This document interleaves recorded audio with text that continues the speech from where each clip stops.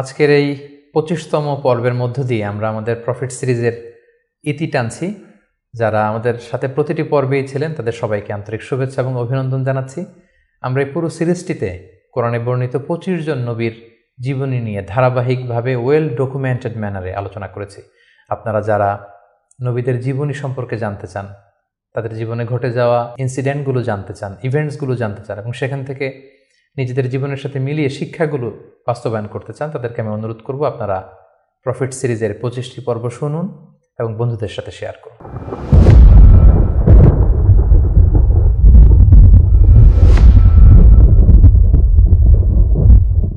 আসসালামু আলাইকুম ওয়া রাহমাতুল্লাহি ওয়া বারাকাতুহু। প্রফিট সিরিজের ২৫তম পর্বে আপনাদের সবাইকে স্বাগত। আজকের পর্বটি হচ্ছে প্রফিট সিরিজের সর্বশেষ পর্ব এবং এই পর্বে আমরা আমাদের প্রিয় নবী মুহাম্মদুর রাসূলুল্লাহ সাল্লাল্লাহু আলাইহি ওয়াসাল্লামের জীবনী নিয়ে আলোচনা করব ইনশাআল্লাহ।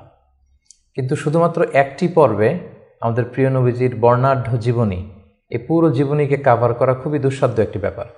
তারপরেও আমরা চেষ্টা করব খুব সংক্ষিপ্ত পরিসরে, খুব প্রেসাইজলি তার জীবনের গুরুত্বপূর্ণ যে লাইফ ইভেন্টসগুলো আছে, ঘটনাগুলো আছে, সেগুলো খুব সংক্ষিপ্ত পরিসরে বর্ণনা করবার। সম্মানিত সুধী, আল্লাহ তাআলা প্রিয় নবী মুহাম্মদ রাসূলুল্লাহ সাল্লাল্লাহু আলাইহি ওয়াসাল্লামকে জাজিরাতুল আরবে পাঠিয়েছিলেন। যে শহরে তিনি প্রিয় হাবিবকে পাঠিয়েছিলেন সেই শহরটি হচ্ছে মক্কাতুল মুকাররমা এবং কুরাইশ বংশে রাসূল সাল্লাল্লাহু আলাইহি ওয়াসাল্লাম এসেছিলেন। বনু হাশিমি খানদানে তিনি এসেছিলেন এবং আরবি ভাষাভাষী জনগোষ্ঠীর মাঝে আল্লাহ তাআলা প্রিয় নবী সাল্লাল্লাহু আলাইহি ওয়াসাল্লামকে প্রেরণ করেছেন।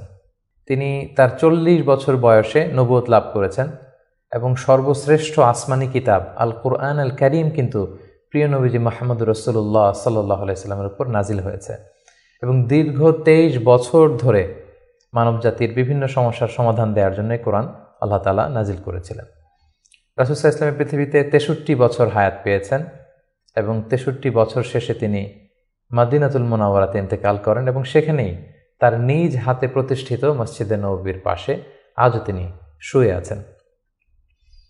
আমরা এই প্রফিট সিরিজে সৈয়দনা আদম আলাইহিস সালাম থেকে শুরু করে রাসূল সাল্লাল্লাহু আলাইহি ওয়াসাল্লাম পর্যন্ত কোরআনে বর্ণিত ২৫ জন নবীকে নিয়ে, তাদের জীবনী নিয়ে আমরা এখানে আলোচনা করছি। আর তারই ধারাবাহিকতায় রাসূল সাল্লাল্লাহু আলাইহি ওয়াসাল্লাম হচ্ছেন দ্য লাস্ট মেসেঞ্জার, সর্বশেষ নবী এবং সর্বশেষ রাসূল। আল্লাহ তাআলা সূরাতুল আহজাবে ইরশাদ করছেন, মা কানা মুহাম্মাদুন আবা আহাদিম মির রিজালিকুম ওয়ালাকিন রাসূলুল্লাহি ওয়া খাতামুন নবিয়্যিন। তিনি হচ্ছেন খাতামুন নবিয়্যিন, সর্বশেষ নবী। নবী আসার সাইয়েদনা আদম আলাইহিস সালাম থেকে শুরু করে নবীদের আগমনের যে ধারাবাহিকতা, সেটার সিল মেরে রাসূল সাল্লাল্লাহু আলাইহি ওয়াসাল্লামের মাধ্যমে সিল আপ করা হয়েছে।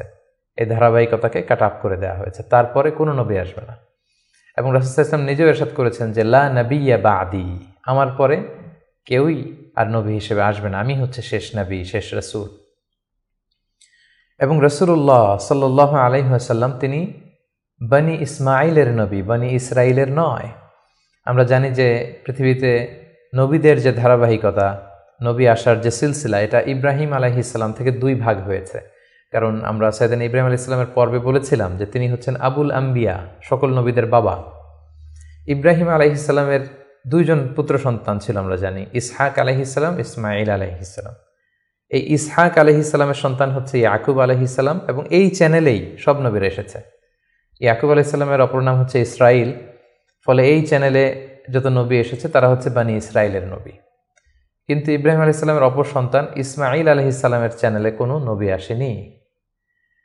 তো সব নবী যেহেতু ইসমাঈল আলাইহিস সালামের চ্যানেলে না এসে ইসহাক আলাইহিস সালামের চ্যানেলে এসেছে, সবাই ভেবেছিল শেষ নবী হয়তো এই চ্যানেলেই আসবে। কিন্তু আল্লাহ তাআলা তাদের ধারণাকে নস্যাৎ করে দিয়ে সাইয়েদনা মুহাম্মদুর রাসূলুল্লাহ সাল্লাল্লাহু আলাইহি ওয়াসাল্লামকে ইসমাঈল আলাইহিস সালামের চ্যানেলে প্রেরণ করেছেন। তাই তিনি বনি ইসমাঈল, তিনি বনি ইসরাইল নন। এবং রাসূল সাল্লাল্লাহু আলাইহি ওয়াসাল্লাম তিনি হচ্ছেন বিশ্ব নবী, গ্লোবাল প্রফেট অথবা দ্য প্রফেট অব ইউনিভার্স। গোটা বিশ্বের জন্য তিনি নবী হয়ে পৃথিবীতে এসেছেন। আল্লাহ তাআলা বলছেন, ওয়ামা আরসালনাকা ইল্লা কাফাতান লিন-নাসি বাশীরা ওয়া নাযীরা।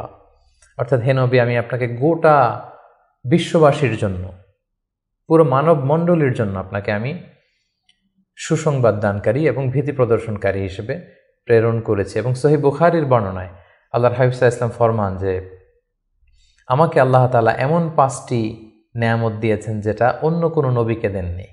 এর মধ্যে একটা হচ্ছে, অন্যান্য সকল নবীকে আল্লাহ তাআলা বিশেষ জনপদের জন্য, বিশেষ জাতিগোষ্ঠীর জন্য নবী করে প্রেরণ করেছেন, কিন্তু আমাকে আল্লাহ তাআলা গোটা মানব মণ্ডলের জন্য প্রেরণ করেছেন। রাসূল সাল্লাল্লাহু আলাইহি ওয়াসাল্লাম বলেন, ওয়া কানা নাবিয়্যু ইউবআসু ইলা কওমিহি খাসসা, নবীদেরকে তাদের নির্দিষ্ট কওমে, জাতির কাছে নবী হিসেবে পাঠানো হয়েছে। ওয়া বুইসতু ইলান নাসি কাফা, আর আমি গোটা মানব মণ্ডলের জন্য, বিশ্ববাসীর জন্য নবী হয়ে প্রেরিত হয়েছে।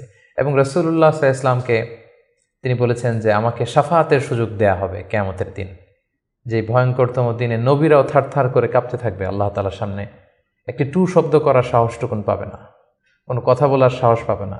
ঠিক সেই মুহূর্তে আল্লাহ রাসূল সাল্লাল্লাহু আলাইহি ওয়াসাল্লামকে শাফাআতের অনুমতি দেওয়া হবে। সুবহানাল্লাহি ওয়া বিহামদিহি। রাসূলুল্লাহ সাল্লাল্লাহু আলাইহি ওয়াসাল্লামের অনেকগুলো নাম রয়েছে। হাদিসে এসেছে যে রাসূল সাল্লাল্লাহু আলাইহি ওয়াসাল্লামের এক নাম হচ্ছে আল মাহি, আল আকিব, আল হাশির, কিন্তু কালামুল্লাহ মাজিদে রাসূল সাল্লাল্লাহু আলাইহি ওয়াসাল্লামের 2টি নাম উল্লেখিত হয়েছে। একটি হচ্ছে মুহাম্মদ আর একটা আহমদ। আল্লাহ তাআলা বলছেন, ওমা মুহাম্মাদুন ইল্লা রাসূল ক্বাদ খালাত মিন ক্বাবলিহির রুসুল, মুহাম্মদ তো একজন নবী, আর তার আগে অনেক নবী পৃথিবীতে এসেছিলেন, তারা আবার বিদায় নিয়েছেন। তাহলে মুহাম্মদ নামটি পেলাম। মুহাম্মদ নাম ছাড়াও তার আরেকটি নাম কোরআনে উল্লেখিত হয়েছে, সেটা হচ্ছে আহমদ। সাইয়েদনা ঈসা আলাইহিস সালামের ভাষায় ইয়াতি মিন বাদি ইসমুহু আহমদ, তিনি বলেছিলেন যে আমার পরে একজন নবী আসবে, তার নাম হবে আহমদ। তাহলে কোরআনে রাসূল সাল্লাল্লাহু আলাইহি ওয়াসাল্লামের 2টি নাম পাওয়া যায়, একটা মুহাম্মদ, একটা আহমদ।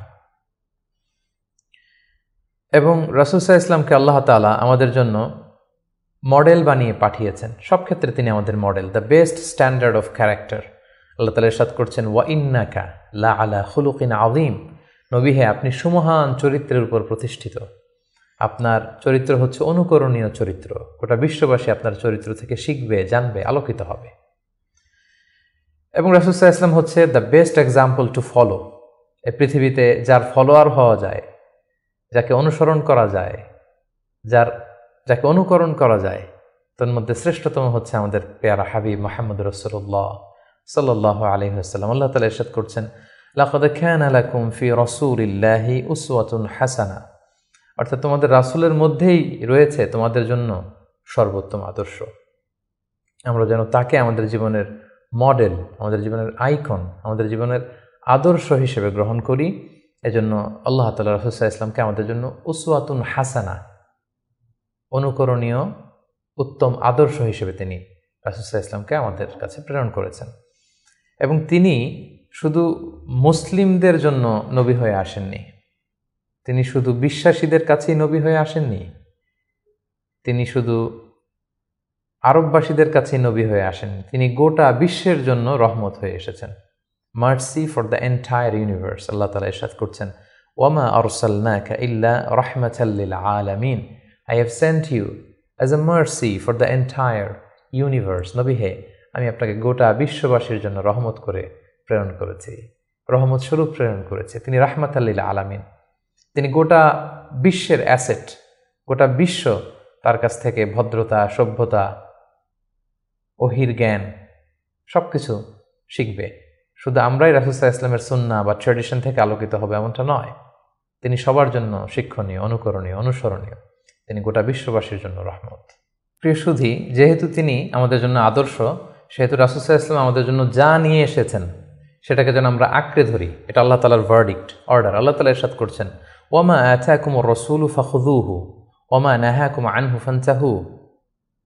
রাসূল সাল্লাল্লাহু আলাইহি ওয়াসাল্লাম তোমাদের জন্য যা নিয়ে এসেছেন সেটাকে ধরো, সেটাকে গ্রহণ করো, সেটাকে মানো।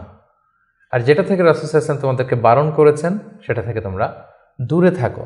এবং আমরা যদি আল্লাহ তাআলার ভালোবাসা পেতে চাই, সেক্ষেত্রে আল্লাহ তাআলা শর্ত জুড়ে দিয়েছেন যে আমার ভালোবাসা যদি পেতে চাও আমার নবীর অনুসরণ করো। আল্লাহ তাআলা বলছেন, কুল ইন কুনতুম তুহিব্বুনাল্লাহা ফাত্তাবিউনি ইউহিব্বুকুমুল্লাহ।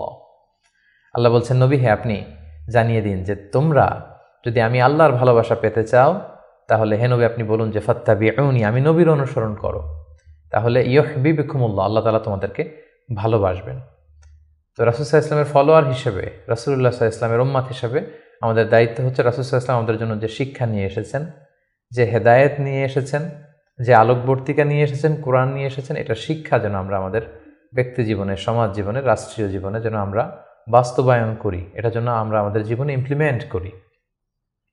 আমরা প্রফেট সিরিজের বিভিন্ন পর্বে বিভিন্ন নবীদের জীবন নিয়ে যখন আমরা আলোকপাত করেছিলাম, আমরা বলেছিলাম যে as a proof of their prophethood Allah সুবহানাহু ওয়া তাআলা প্রোভাইডস দেম মুআজিজা। তারা যে নবী, তার প্রমাণ হিসেবে আল্লাহ তাআলা নবীদেরকে মুআজিজা দিয়ে থাকেন। রাসূল সাল্লাল্লাহু আলাইহি ওয়াসাল্লামের জীবনীতেও আমরা দেখব যে অসংখ্য মুআজিজা ছিল। আমরা একটির কথা যদি উল্লেখ করি যে মক্কার কুরাইশরা যখন রাসূল সাল্লাল্লাহু আলাইহি ওয়াসাল্লামকে নবী হিসেবে মানতে যাচ্ছিল না, রাসূল সাল্লাল্লাহু আলাইহি ওয়াসাল্লাম বললেন যে চাঁদকে যদি দ্বিখণ্ডিত করতে পারি তোমরা কি মেনে নিবে যে আমি আল্লাহ রাসূল? তারা বলল যে মেনে নিব। রাসূল সাল্লাল্লাহু আলাইহি ওয়াসাল্লাম আঙ্গুল উঁচু করলেন, চাঁদের দিকে ইঙ্গিত করলেন, চাঁদ দ্বিখণ্ডিত হয়ে দুই ভাগ হয়ে গেল। সুবহানাল্লাহ। আল্লাহ তাআলা সূরাতুল কমারে ইরশাদ করছেন, ইকতারাবাতিস সাআতু ওয়ানশাক্কাল কমর ওয়া ইন ইয়ারা আয়াতান ইউরিদু ওয়া ইয়াকুলু সিহরুম মুস্তামির। রাসূল সাল্লাল্লাহু আলাইহি ওয়াসাল্লাম চাঁদ দ্বিখণ্ডিত করে ফেললেন, কিন্তু এই চমৎকার এই মুআজিজা দেখার পরেও তারা কিন্তু ঈমান আনলো না। তারা বলল, তুমি জাদু করেছো, চাঁদের মধ্যে ভেলকিবাজি করেছো, এমন বড় জাদুকর তুমি চাঁদের উপরও জাদুর প্রভাব খাটিয়েছো। তো এভাবে রাসূল ইসলাম যখনই কোরআনের আয়াত বলতেন, কোনো মুআজিজা দেখাতেন, তারা হয়তো রাসূল ইসলামকে জাদুকর বলতো, কখনো বলতো তুমি পাগল, কখনো বলতো তুমি কবি, কখনো বলতো তুমি গণক, নাউযুবিল্লাহি মিন যালিক। এভাবে রাসূল ইসলাম অনেকগুলো মুআজিজা তার জীবনে আমরা দেখতে পাই, যেগুলো তার মধ্যে থেকে অন্যতম মুআজিজা হচ্ছে তিনি চাঁদকে দ্বিখণ্ডিত করেছিলেন। এবং রাসূল ইসলাম জন্মের আগেই যেগুলোকে মুবাশশিরাত বা ইরহাসাত বলে, নবী হওয়ার আগে এমন কিছু অলৌকিক ঘটনা, এরকম অনেক ঘটনা কিন্তু ঘটেছে। যেমন রাসূল ইসলামের প্রিয় মাতা আমেনা যখন গর্ভবতী ছিলেন, তখন তিনি দেখেছেন যে তার পেট থেকে একটা আলো বের হয়ে এটা শাম দেশের বড় বড় প্রাসাদগুলোকে আলোকিত করছে। এটা কিন্তু রাসূল ইসলাম যে পৃথিবীতে আসবেন তার আগাম একটা বার্তা। সম্মানিত সুধী, আমরা এই পর্যায়ে রাসূলুল্লাহ সাল্লাল্লাহু আলাইহি ওয়াসাল্লামের সরাসরি জীবনের দিকে যাব, ধারাবাহিক জীবন পরিক্রমা আলোচনা করব এবং বুঝবার সুবিধার্থে আমরা রাসূল সাল্লাল্লাহু আলাইহি ওয়াসাল্লামের পুরো জীবনীকে 3টি ভাগে ভাগ করেছি। তার প্রথম ভাগে আমি রাসূল সাল্লাল্লাহু আলাইহি ওয়াসাল্লামের জন্ম থেকে শুরু করে নবুয়ত পর্যন্ত এই 40 বছরের বর্ণনা দিব। সেক্ষেত্রে বয়স অনুসারে এই বর্ণনাটি দেয়া হবে। দ্বিতীয় ভাগে আমরা মক্কায় নবুয়তির যে 13 বছর, এই 13 বছরের বর্ণনা দিব। সেক্ষেত্রে নবুয়তির সন ভিত্তিক বর্ণনা দেওয়া হবে। এবং সবশেষে আমরা মদিনায় রাসূল সাল্লাল্লাহু আলাইহি ওয়াসাল্লাম যে 10টি বছর কাটিয়েছেন, তৃতীয় পর্বে বা তৃতীয় ভাগে আমরা সেটির বর্ণনা দিব, আর সেটা হবে হিজরি সন ভিত্তিক বর্ণনা। তাহলে সম্মানিত সুধী, আর কাল বিলম্ব না করে আমরা রাসূল সাল্লাল্লাহু আলাইহি ওয়াসাল্লামের বায়োগ্রাফির একেবারে মূল পর্বে চলে যাই। আমরা বলেছি যে প্রথম পর্বে আমরা রাসূল সাল্লাল্লাহু আলাইহি ওয়াসাল্লামের প্রথম 40টি বছরের বর্ণনা দিব, জন্ম থেকে শুরু করে নবী হওয়ার আগ পর্যন্ত। আমরা শুরুতেই বলেছি যে তিনি মাক্কাতুল মুকাররমায় এসেছেন, তিনি কুরাইশ বংশে জন্মগ্রহণ করেছেন, বনু হাশেম ছিল ওনার খানদান, এবং রাসূলুল্লাহ সাল্লাল্লাহু আলাইহি ওয়াসাল্লামের পিতার নাম ছিল আব্দুল্লাহ, মায়ের নাম ছিল আমিনা, দাদার নাম ছিল আব্দুল মুত্তালিব। এবং দুঃখজনক হলেও সত্য যে রাসূলুল্লাহ সাল্লাল্লাহু আলাইহি সাল্লামের মাতা পিতার সংসার 7 দিনের বেশি ছিল না। মাত্র বিয়ের পরে তারা 7 দিনের মতো, 1 সপ্তাহের মতো সংসার করেছিলেন। সেই সাংসারিক জীবনেই রাসূল সাল্লাল্লাহু আলাইহি ওয়াসাল্লাম মায়ের গর্ভে এসেছেন। এবং রাসূল সাল্লাল্লাহু আলাইহি ওয়াসাল্লামের পিতা আব্দুল্লাহ তিনি ব্যবসার সফরে বেরিয়ে গিয়েছিলেন, ফেরবার পথে তিনি সেখানে ইন্তেকাল করেছেন। তখন রাসূল সাল্লাল্লাহু আলাইহি ওয়াসাল্লামের বয়স হচ্ছে মায়ের পেটের ভেতরে মাত্র 2 মাস। মায়ের পেটে থাকতেই তিনি বাবাহারা হয়েছেন। এবং তিনি জন্মগ্রহণ করেছেন যে বছরে, সেটাকে ঐতিহাসিকরা বলেছেন আমুল ফিল, অর্থাৎ আব্রাহার হস্তি বাহিনী যে বছর কাবা ধ্বংস করতে এসেছিলেন, ঠিক সেই বছর রবিউল আউয়াল মাসের 12 তারিখে সোমবার তিনি ওনার মা আমিনার কুলকে উজালা করে এই পৃথিবীতে এসেছেন, শুভাগমন করেছেন। এবং রাসূল সাল্লাল্লাহু আলাইহি ওয়াসাল্লামের আগমন এটা আমাদের জন্য আনন্দের, উচ্ছ্বাসের, ভালোবাসার। তিনি সর্বশেষ নবী, সর্বশেষ রাসূল হয়ে পৃথিবীতে আগমন করেছেন। রাসূলুল্লাহ সাল্লাল্লাহু আলাইহি ওয়াসাল্লাম সোমবার দিন জন্মগ্রহণ করেছেন, এটা নিয়ে ঐতিহাসিকদের মধ্যে কোনো মতভেদ নেই। কিন্তু তিনি কি রবিউল আউয়াল মাসের 12 তারিখে জন্মগ্রহণ করেছেন নাকি 2 তারিখে না 8 তারিখে, এই দিনগুলো নিয়ে ঐতিহাসিকরা মতভেদ করেছেন। তবে মাশহুর বা সবচেয়ে প্রসিদ্ধ মতামত হচ্ছে তিনি রবিউল আউয়াল মাসের 12 তারিখে জন্মগ্রহণ করেছেন আলাইহিস সালাতু ওয়াস সালাম। এবং রাসূলুল্লাহ সাল্লাল্লাহু আলাইহি সাল্লামের এই জন্মের সালটাকে যদি আমরা খ্রিস্টাব্দ দিয়ে কনভার্ট করি তাহলে সেটা ছিল 571 খ্রিস্টাব্দ। এবং আমরা জানি যে তৎকালীন সময়ে সম্ভ্রান্ত ফ্যামিলির লোকেরা তাদের সন্তানদেরকে ব্রেস্ট ফিডিং উইমেনদের কাছে দিয়ে দিত, দুধ মা, তারা এসে তাদেরকে নিয়ে যেত। এবং রাসূল সাল্লাল্লাহু আলাইহি ইসলামকে হালিমাতুস সাদিয়া নামে একজন নারী, যিনি তায়েফ থেকে আরও 70 কিলো দূরে বনু সাদ এলাকা থেকে এসে তারা রাসূল সাল্লাল্লাহু আলাইহি ইসলামকে রাসূল সাল্লাল্লাহু আলাইহি ইসলামের দাদা আব্দুল মুত্তালিবের কাছ থেকে নিয়ে গিয়েছিল দুধ খাওয়ানোর জন্য। এবং সেটা তারা করতো এই কারণে যে যেহেতু মক্কা শহর, এখানে অনেক ব্যবসায়ীরা আসে, অনেক লোক আসে, এখানে আরবি ভাষার অনেক আঞ্চলিকতার একটা মিক্স আপ হয়ে গিয়েছিল। তাই বেদুইন এলাকাতে, একেবারে মরুদ্যান, মরুভূমি আছে, এরকম এলাকাতে যেই ট্রাইবস বা কবিলাগুলো আছে, সেখানে যদি ছেলেমেয়েরা বড় হয়, তাদের যেমনি স্বাস্থ্য ভালো থাকে, তাদের ভাষাটা যেমনি পিওর হয়, আরবি মুবিন, সুস্পষ্ট আরবি ভাষায় তারা কথা বলতে পারে। সো সম্ভ্রান্ত এবং ট্রেডিশনাল ফ্যামিলির লোকজন এটাই করত। তার ধারাবাহিকতায় রাসূল সাল্লাল্লাহু আলাইহি ইসলামকে বনু সাদ গোত্র থেকে এসে হালিমাতুস সাদিয়া বনু সাদ গোষ্ঠীর কাছে নিয়ে গেল যে তাকে লালন পালন করবে, কয়েক বছর দুধ খাওয়াবে। এটা ঘটেছিল তার জন্মের পরপরই। এবং রাসূল সাল্লাল্লাহু আলাইহি ইসলামের বয়স যখন 2, তখন অল্প কিছু দিনের জন্য হালিমাতুস সাদিয়া সেই বনু সাদ থেকে আবার মক্কায় নিয়ে এসেছিল, যাতে রাসূল সাল্লাল্লাহু আলাইহি ইসলামের মা আমিনা কিছুদিনের জন্য ছেলের সঙ্গ পান। কিছুদিন যখন আমিনা সঙ্গ পেল, তারপর আবার তাকে বনু সাদে নিয়ে যাওয়া হলো। এবং রাসূলুল্লাহ সাল্লাল্লাহু আলাইহি ইসলাম হালিমাতুস সাদিয়ার দুগ্ধপান করতে লাগলেন। হালিমাতুস সাদিয়ার সন্তানদের সাথে মরুদ্যান, মরুভূমির সেই বেদুইন পরিবেশে বেড়ে উঠতে লাগলেন। সেখানকার যে পিওর ল্যাঙ্গুয়েজ আছে, আরবি ভাষা শিখতে লাগলেন।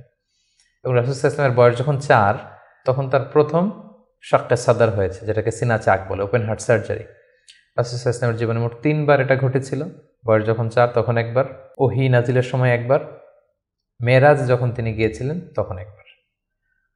রাসূল সাল্লাল্লাহু আলাইহি ইসলাম মরুভূমিতে বনু সাদ গোষ্ঠীর ছোট ছেলেদের সাথে খেলাধুলা করছিলেন। হঠাৎ জিবরাইল আলাইহিস সালাম এসে রাসূল সাল্লাল্লাহু আলাইহি ইসলামকে এক পাশে নিয়ে গলা থেকে শুরু করে নাভি পর্যন্ত ছিঁড়ে রাসূল সাল্লাল্লাহু আলাইহি ইসলামের হৃদয়টাকে বের করে জামজামের পানি দিয়ে ধৌত করে আবার ভেতরে ঢুকিয়ে দিলেন। এই জায়গাটাকে আবার মিলিয়ে ফেললেন, যেটা আধুনিক সময়ে আমরা এটাকে ওপেন হার্ট সার্জারি বলি। এই দৃশ্য হালিমাতুস সাদিয়ার ছেলেমেয়েরা দেখে ভয়ে দৌড়াতে লাগলো। মায়ের কাছে যেয়ে বলল, আমাদের কোরাইশি ভাই বোধহয় মারা গিয়েছে। হালিমাতুস সাদিয়া বিচলিত হয়ে আসলেন, দেখলেন যে না, মারা যায়নি।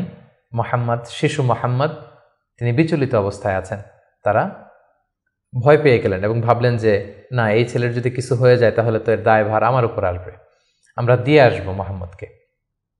রাসূল সাল্লাল্লাহু আলাইহি ওয়াসাল্লামের বয়স যখন 5, তখন হালিমাতুস সাদিয়া রাসূল সাল্লাল্লাহু আলাইহি ওয়াসাল্লামকে নিয়ে, ছোট্ট মুহাম্মদ সাল্লাল্লাহু আলাইহি ওয়াসাল্লামকে নিয়ে তার মায়ের কাছে দিয়ে আসলেন। যেহেতু 5 বছর বয়সে এখন তিনি সুস্পষ্ট আরবিতে কথা বলতে পারেন এবং দুধ খাওয়ানো তো সেই 2 বছর বয়সেই শেষ। তিনি মরুভূমির সুন্দর প্রকৃতিতে সুঠাম দেহ নিয়ে বড় হচ্ছেন, সুন্দর আরবি ভাষায় কথা বলতে পারেন। 5 বছর বয়সে মায়ের কাছে ফিরিয়ে দেয়া হলো। এবং রাসূল সাল্লাল্লাহু আলাইহি ওয়াসাল্লামের আম্মা আমিনা, তিনি প্রতি বছর রাসূল সাল্লাল্লাহু আলাইহি ওয়াসাল্লামের বাবার কবর জিয়ারত করতে ইয়াসরিবে যেতেন, যেটা পরবর্তীতে মদিনা নামকরণ হবে, আমরা শুনব সেই ঘটনা। প্রতি বছর যেহেতু তিনি যান, রাসূল সাল্লাল্লাহু আলাইহি ওয়াসাল্লামকে যখন নিয়ে আসা হলো, তার পরের বছর তিনি রাসূল সাল্লাল্লাহু আলাইহি ওয়াসাল্লামকে নিয়ে রাসূল সাল্লাল্লাহু আলাইহি ওয়াসাল্লামের বাবার কবর জিয়ারত করতে গেলেন। রাসূল সাল্লাল্লাহু আলাইহি ওয়াসাল্লামের বয়স তখন 6 বছরের ছোট্ট বালক। জিয়ারত করলেন। জিয়ারত করে ফিরে আসার পথে রাসূল সাল্লাল্লাহু আলাইহি ওয়াসাল্লামের মাতা আমিনা, তিনি মারা গেলেন মক্কা মদিনার মাঝখানে আবওয়া নামক জায়গায়। আল্লাহু আকবার। বয়স যখন মায়ের পেটে 2 মাস, বাবা হারা হলেন, পিতৃহারা। বয়স যখন মাত্র 6, মাতৃহারা, এখন কমপ্লিট ইয়াতিম মুহাম্মদ সাল্লাল্লাহু আলাইহি ওয়াসাল্লাম, বাবা মা হারা। তখন সাথে উম্মে আইমান নামে একজন দাসী ছিল, যিনি রাসূল সাল্লাল্লাহু আলাইহি ওয়াসাল্লামকে খুব ভালোবাসতেন, মায়ের কষ্ট বুঝতে দেননি। সেখান থেকে নিয়ে দাদার কাছে মক্কায় চলে আসলেন। এবং রাসূল সাল্লাল্লাহু আলাইহি ওয়াসাল্লাম পরবর্তীতে বলেছিলেন, উম্মে আইমান ইয়া উম্মি বা'দা উম্মি, আমার মায়ের পরে উম্মে আইমানই আমার মা। সুবহানাল্লাহ। মক্কাতে যখন নিয়ে আসা হলো রাসূল সাল্লাল্লাহু আলাইহি ওয়াসাল্লামকে, শিশু মুহাম্মদকে, তখন তার দাদা আব্দুল মুত্তালিব তার দেখভালের দায়িত্ব নিলেন। কিন্তু অবাক করা কাণ্ড হচ্ছে, রাসূল সাল্লাল্লাহু আলাইহি ওয়াসাল্লাম যখন মাত্র 8 বছর বয়সে উপনীত হলেন, তার দাদাও ইন্তেকাল করলেন। এবার মাও নেই, বাবাও নেই, দাদাও নেই। ঠিক তখন রাসূল সাল্লাল্লাহু আলাইহি ওয়াসাল্লাম তার চাচা আবু তালেবের কাছে মানুষ হতে লাগলেন। রাসূল সাল্লাল্লাহু আলাইহি ওয়াসাল্লাম তার বয়স যখন 12, তখন তার চাচা আবু তালেব রাসূল সাল্লাল্লাহু আলাইহি ওয়াসাল্লামকে নিয়ে ব্যবসার কাজে শাম দেশের দিকে রওনা হয়েছিলেন। আমরা সেখানে বহাইরা আর রাহেব, যে খ্রিস্টান পাদ্রী, তার গুরু পাদ্রীর কাছে শুনেছিলেন যে শেষ জামানার নবী তার শৈশব বয়সে বা কৈশোর বয়সে এই মরুভূমির পাশ দিয়ে যাবে। এটা শোনার পর থেকে বহাইরা বছরের পর বছর এখানে ধ্যানমগ্ন থাকতো এবং অপেক্ষা করত। লম্বা ঘটনা। সম্মানিত শুধু আমরা বলে রাখি যে আমরা কোনো ঘটনাতেই লম্বা চূড়া ঢুকে যাব না। আমরা শুধু কখন কি ইনসিডেন্ট হয়েছিল সেটা একটু করে আপনাদের সাথে শেয়ার করবার চেষ্টা করব। বহাইরা আর রাহেব তার চাচা আবু তালেবকে বলল, এই ছেলে মুহাম্মদ নবী হবে, তার ভবিষ্যৎ অনেক উজ্জ্বল, ইহুদিরা যাতে জানতে না পারে, তুমি ফিরে যাও। এই ঘটনাটা তার বয়স যখন 12 তখন ঘটেছিল। রাসূল সাল্লাল্লাহু আলাইহি ওয়াসাল্লামের বয়স যখন 13, তখন থেকে তিনি মক্কার লোকদের ছাগল চড়াতে শুরু করলেন, মেষ পালক হিসেবে ক্যারিয়ার শুরু করলেন। অল্প কিছু পারিশ্রমিকের বিনিময়ে তিনি এটা করতেন। এটা শুধু রাসূল সাল্লাল্লাহু আলাইহি ওয়াসাল্লামের জীবনীতেই নয়, সমস্ত আম্বিয়া আলাইহিস সালামের জীবনীতে এটা ঘটেছে। সেই বুখারীর বর্ণনা, প্রিয়নবী বলেন, মা বাআসাল্লাহু নাবিয়্যান ইল্লা রাআল গানাম, এই পৃথিবীতে আল্লাহ এমন কোনো নবী পাঠাননি যাদেরকে দিয়ে আল্লাহ মেষ চড়াননি। সুবহানাল্লাহ। রাসূল সাল্লাল্লাহু আলাইহি ওয়াসাল্লাম এটা শুরু করেছিলেন। রাসূল সাল্লাল্লাহু আলাইহি ওয়াসাল্লামের বয়স যখন 20, তখন তিনি তরুণ যুবক। ওই বয়সে তিনি হিলফুল ফুজুল সংগঠন করেছিলেন। আরবিতে যেটাকে বলা হয় হালাফুল ফুদুল বা হালাফুল মুত্তাইয়িবিন, যুব সংগঠন করেছিলেন। এটার উদ্দেশ্য কী ছিল? যাতে মক্কাতে কেউ মাজলুম না হয়। এক লোক তার পণ্য বিক্রি করেছে, মক্কার এক সম্ভ্রান্ত লোক পণ্য কিনে টাকা দিতে চায় নাই। সে পাহাড়ে উঠে চিৎকার করে বলল, মক্কায় কি এমন ন্যায়পরায়ণ কেউ নেই যে আমার টাকাটা উদ্ধার করে দিতে পারে? রাসূল সাল্লাল্লাহু আলাইহি ওয়াসাল্লাম এই দৃশ্য দেখে কষ্ট পেলেন। তিনি প্রায় এরকম দৃশ্য দেখতেন যে জালিমরা অসহায় গরিব লোকদেরকে মক্কায় এভাবে ঠকাচ্ছে। তিনি তার চাচা জুবাইর ইবনে আব্দুল মুত্তালিব সহ ওনাদের সমবয়স্ক ইয়াংদেরকে নিয়ে একটা সোসাইটি করলেন। এই সোসাইটির নাম তারা দিলেন হালাফুল ফুদুল, যেটা বাংলায় আমরা হিলফুল ফুজুল বলি। এবং তারা এই সংগঠনের নাম দিয়েছিলেন হালাফুল মুত্তাইয়িবিন। বেসিকলি তারা আরব দেশের ট্রেডিশন ছিল, তারা যখন সংঘবদ্ধ হতো তারা এক গামলা রঙের ভেতরে হাত ঢুকিয়ে দিয়ে তারা পাথরের মধ্যে হাতের ছাপ দিত। সবাই এভাবে হাতের ছাপ দিয়ে তারা প্রমাণ দিত যে আমরা ঐক্যবদ্ধ, সংঘবদ্ধ আছি। তো এভাবে রাসূল সাল্লাল্লাহু আলাইহি ওয়াসাল্লাম যখন এই যুব সংগঠন করলেন, তখন আর জালিমরা সাহস পেল না গরিবদেরকে ঠকাতে, এবং তারা গরিবদের হক এভাবে উদ্ধার করে দিত। সুবহানাল্লাহ বিহামদি। রাসূল সাল্লাল্লাহু আলাইহি ওয়াসাল্লামের বয়স যখন 25, তখন তিনি দ্বিতীয়বারের জন্য মক্কার বাইরে গেলেন। শাম দেশে তিনি ব্যবসায়িক কাজে গেলেন, এবং সেটা ছিল মূলত খাদিজাতুল কুবরা রাদিয়াল্লাহু তাআলা আনহা, যিনি মক্কার একজন সম্ভ্রান্ত নারী ছিলেন। তিনি সম্পদ বা অর্থ ইনভেস্ট করেছিলেন, এবং রাসূল সাল্লাল্লাহু আলাইহি ওয়াসাল্লাম তার হয়ে তার প্রোডাক্টগুলো নিয়ে বিক্রির জন্য গিয়েছিলেন। এবং তিনি সফর শেষে অঢেল সম্পদ, অঢেল অর্থ করে তিনি প্রফিট করে দিয়েছিলেন অন বিহাফ অফ খাদিজা রাদিয়াল্লাহু তাআলা আনহা। এবং খাদিজা রাদিয়াল্লাহু তাআলা আনহা এটা দেখে খুব খুশি হয়েছিলেন, এবং রাসূল সাল্লাল্লাহু আলাইহি ওয়াসাল্লামের যে পোর্শন সেটাও রাসূল সাল্লাল্লাহু আলাইহি ওয়াসাল্লাম পেয়েছিল। এই সফরে, এই ব্যবসায়িক সফরে খাদিজা রাদিয়াল্লাহু তাআলা আনহার একজন দাসী ছিল, নাম মাইসারা। তিনি ছিলেন সফর সঙ্গে, কাফেলার মধ্যে তিনিও ছিলেন। সফর শেষে যখন রাসূল সাল্লাল্লাহু আলাইহি ওয়াসাল্লাম অনেক লাভ করে, প্রফিট করে ফিরলেন, তখন খাদিজা রাদিয়াল্লাহু তাআলা আনহা খুব খুশি হলেন। এবং মাইসারা তখন খাদিজাকে জানান দিল যে, খাদিজা, এই মানুষ মুহাম্মদ কোনো সাধারণ মানুষ নন। খাদিজা বললেন, তাই নাকি? কি দেখেছ তুমি এই থ্রু আউট দ্য জার্নি, এই পুরো সফরে তুমি কি খেয়াল করেছো? তিনি বললেন যে মুহাম্মাদের চলন বলন কথা এটা আলাদা, অন্য সবার চেয়ে, কাফেলার প্রত্যেকটা পুরুষের চেয়ে আলাদা। তিনি অন্যরকম, তিনি সাধারণ কোনো মানুষ নন, অসাধারণ একজন মানুষ। তার কথা বার্তা, তার চলা ফেরা, তার আচরণ, তার ডিলিংস, তার বুদ্ধিমত্তা অসাধারণ। মাইসারা যখন এই কথা বলল, তখন খাদিজাতুল কুবরা তিনি রাসূল সাল্লাল্লাহু আলাইহি ওয়াসাল্লামের প্রতি আকৃষ্ট হলেন। তার একজন কাছের বান্ধবীর কাছে শেয়ার করলেন। তারা সবাই মিলে রাসূল সাল্লাল্লাহু আলাইহি ওয়াসাল্লামের চাচাদের কাছে যেয়ে বললেন যে, রাসূল সাল্লাল্লাহু আলাইহি ওয়াসাল্লামকে খাদিজা পছন্দ করে, আমরা বিয়ের ব্যাপারে ভাবতে পারি কিনা। চাচারা রাসূল সাল্লাল্লাহু আলাইহি ওয়াসাল্লামকে জানালেন, রাসূল সাল্লাল্লাহু আলাইহি ওয়াসাল্লাম এগ্রি করলেন। এই 25 বছর বয়সে রাসূল সাল্লাল্লাহু আলাইহি ওয়াসাল্লাম তার প্রথম বিয়েটি সম্পন্ন করলেন, আলহামদুলিল্লাহ। এবং রাসূল সাল্লাল্লাহু আলাইহি ওয়াসাল্লাম 20টি উট দিয়েছিলেন as a dowry, as a মাহার। বিয়ের মাহার হিসেবে খাদিজা রাদিয়াল্লাহু তাআলা আনহাকে 20টা উট দিয়েছিলেন। রাসূল সাল্লাল্লাহু আলাইহি ওয়াসাল্লামের বয়স যখন 30, খাদিজা রাদিয়াল্লাহু তাআলা আনহা রাসূল সাল্লাল্লাহু আলাইহি ওয়াসাল্লামের ঘরকে উজালা করে তার প্রথম সন্তান, কন্যা সন্তান জন্মগ্রহণ করলো জাইনাব। রাসূল সাল্লাল্লাহু আলাইহি ওয়াসাল্লামের বয়স যখন 33, দ্বিতীয় কন্যা সন্তান রুকাইয়া জন্মগ্রহণ করলো। রাসূল সাল্লাল্লাহু আলাইহি ওয়াসাল্লামের বয়স যখন 34, তৃতীয় কন্যা সন্তান উম্মে কুলসুম আসলো। রাসূল সাল্লাল্লাহু আলাইহি ওয়াসাল্লামের বয়স যখন 35, ফাতেমা রাদিয়াল্লাহু তাআলা আনহা তিনি জন্মগ্রহণ করলেন। এবং তখন কাবা ঘরের একটা রিনোভেশন হলো। আগুন লেগে বন্যার পানিতে কয়েকবার কাবা ধ্বংস হয়ে গিয়েছিল। ঠিক সেই সময়তে রাসূল সাল্লাল্লাহু আলাইহি ওয়াসাল্লামের বয়স যখন 35, কাবাকে আবার রিবিল্ড অফ কাবা বা রিনোভেশন অফ কাবা করা হয়েছিল। ইব্রাহিম আলাইহিস সালামের যে ভিত্তির উপর কাবা তৈরি করেছিলেন, সেই ভিত্তি ঠিক রেখে পাথর এনে কাবা নির্মাণ করা হয়েছিল। এবং হাজরা আসওয়াদ নিয়ে একটা দ্বন্দ্ব লেগেছিল, কে রাখবে এই জান্নাতি পাথর। 4টা গ্রুপ হয়ে গিয়েছিল। পরবর্তীতে রাসূল সাল্লাল্লাহু আলাইহি ওয়াসাল্লাম এটার সমাধান দিয়েছিলেন। রাসূলুল্লাহ সাল্লাল্লাহু আলাইহি ওয়াসাল্লামের বয়স যখন 37 বছর, তখন থেকে তিনি একাকী নির্জনে ইবাদত করতেন, ধ্যানমগ্ন থাকতেন। হুব্বিবা ইলাইহিল খালা, নিঃসঙ্গত তার কাছে প্রিয় করে দেয়া হলো।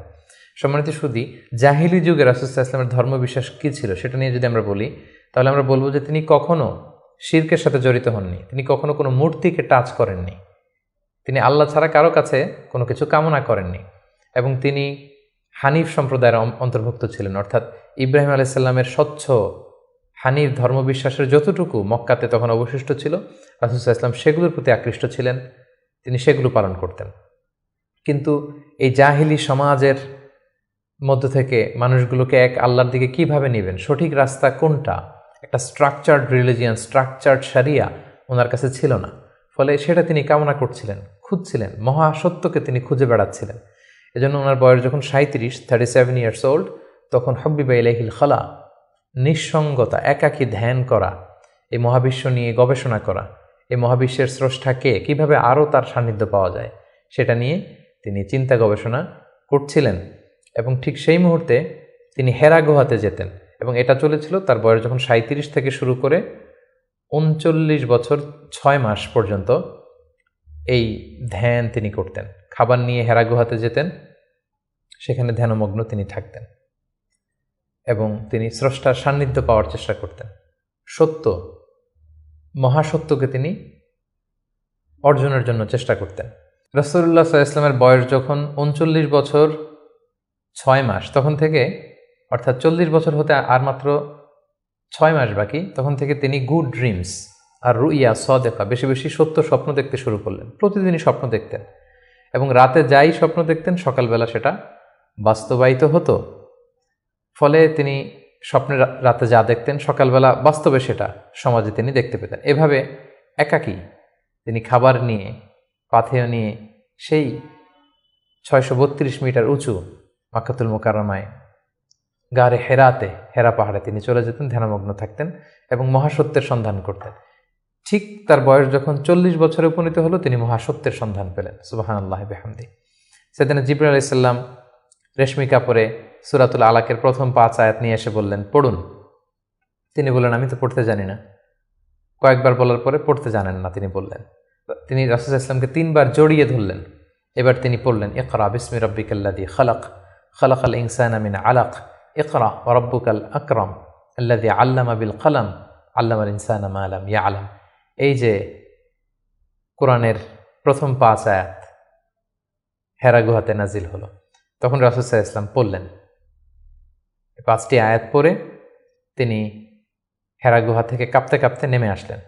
নেমে এসে দেখেন জিবরাইল আলাইহিস সালামকে তার প্রকৃত রূপে দেখলেন, যে বিশাল আকৃতির, দিগন্ত বিস্তৃত তার আকৃতি। তিনি আরো ভয় পেলেন। এই 5 আয়াত নিয়ে তিনি নিচে নেমে আসলেন, কাঁপতে লাগলেন এবং আম্মাজান খাদিজা ওনার স্ত্রীর কাছে এসে বললেন, জাম্মিলুনি জাম্মিলুনি, আমার ভয় লাগছে, আমাকে কম্বল চাপা দাও। কম্বল চাপা দেয়া হলো, আয়াত নাজিল হলো, ইয়া আইয়ুহাল মুজাম্মিল কুমিল লাইলা ইল্লা কালিলা। এ কম্বলওয়ালা, দাঁড়াও, দাঁড়িয়ে তাহাজ্জুদের সালাত পড়ো। তিনি বললেন, আমাকে দাসসিরুনি দাসসিরুনি, আমাকে বস্ত্র দিয়ে চাপা দাও, আমার ভয় লাগছে, আমি মনে হয় মারা যাব। রাসূল ইসলামের গায়ে জ্বর এসে গেল, কাঁপুনি এসে গেল। কারণ কোরআনটা হচ্ছে ইন্না সানুলকি আলাইকা কওলান সাকিলা, এটা খুব ভারী, পাওয়ারফুল একটা স্ট্রং মেসেজ। এটা রিসিভ করা এত সহজ কোনো বিষয় নয়। যখন তিনি বললেন কাপড় দিয়ে আমাকে আচ্ছাদন করো, আয়াত নাজিল হলো, ইয়া আইয়ুহাল মুদ্দাসসির কুম ফাআনজির, হে কাপড়ওয়ালা দাঁড়াও, দাঁড়াও, বসে থাকার সময় নেই, ফা আনদির, মানুষকে সতর্ক করো। এই যে রাসূল সাল্লাল্লাহু আলাইহি ওয়াসাল্লাম দাঁড়ালেন আর বিশ্রামের সময়টুকু পেলেন না, কোরআন নাজিল হতে লাগলো। রাসূল সাল্লাল্লাহু আলাইহি ওয়াসাল্লাম ভয় পেতে লাগলেন শুরুর দিকে। আম্মাজান খাদিজা আশ্বস্ত করে বললেন যে আপনি ভয় পাবেন না, আপনার মধ্যে অনেক ভালো গুণাবলী আছে, আল্লাহ আপনাকে কখনোই অপদস্থ করবেন না। তিনি তার কাজিনের কাছে, ওরাকা ইবনে নওফলের কাছে নিয়ে গেলেন। তিনিও আশ্বস্ত করলেন যে যাকে তুমি দেখেছো বিশাল আকৃতিতে, যে তোমার কাছে সূরা আলাকের 5 আয়াত নিয়ে এসেছে, তিনি হচ্ছেন নামুস, সে জিবরিল। তোমার আগে সব নবীদের কাছে তিনিই আসতেন আল্লাহর বাণী নিয়ে। সুবহানাল্লাহ। ভয় পেও না, তুমি চালিয়ে যাও, এবং তোমার জাতিগোষ্ঠী তোমার বিরোধিতা করবে, তোমাকে তোমার এলাকা থেকে বের করে দিবে। রাসূল ইসলাম বললেন, আমার গোষ্ঠীর আত্মীয়রা আমাকে বের করে দিবে? তিনি বললেন, হ্যাঁ, এই বাণীবাহকের কাজ যারা করে পৃথিবীতে তাদেরকে এই ভাগ্যই বরণ করতে হয়েছে। সুবহানাল্লাহ বিহামদিহি। সম্মানিত শুধু এভাবে ইকরা বিসমি রাব্বিকাল্লাযী খালাক, read in the name of your lord who has created, এই বাণী নাজিলের মধ্য দিয়ে রাসূল সাল্লাল্লাহু আলাইহি ওয়াসাল্লাম অফিশিয়ালি নবী হলেন, নবুয়ত লাভ করলেন, এবং তার বয়স ছিল তখন 40 বছর।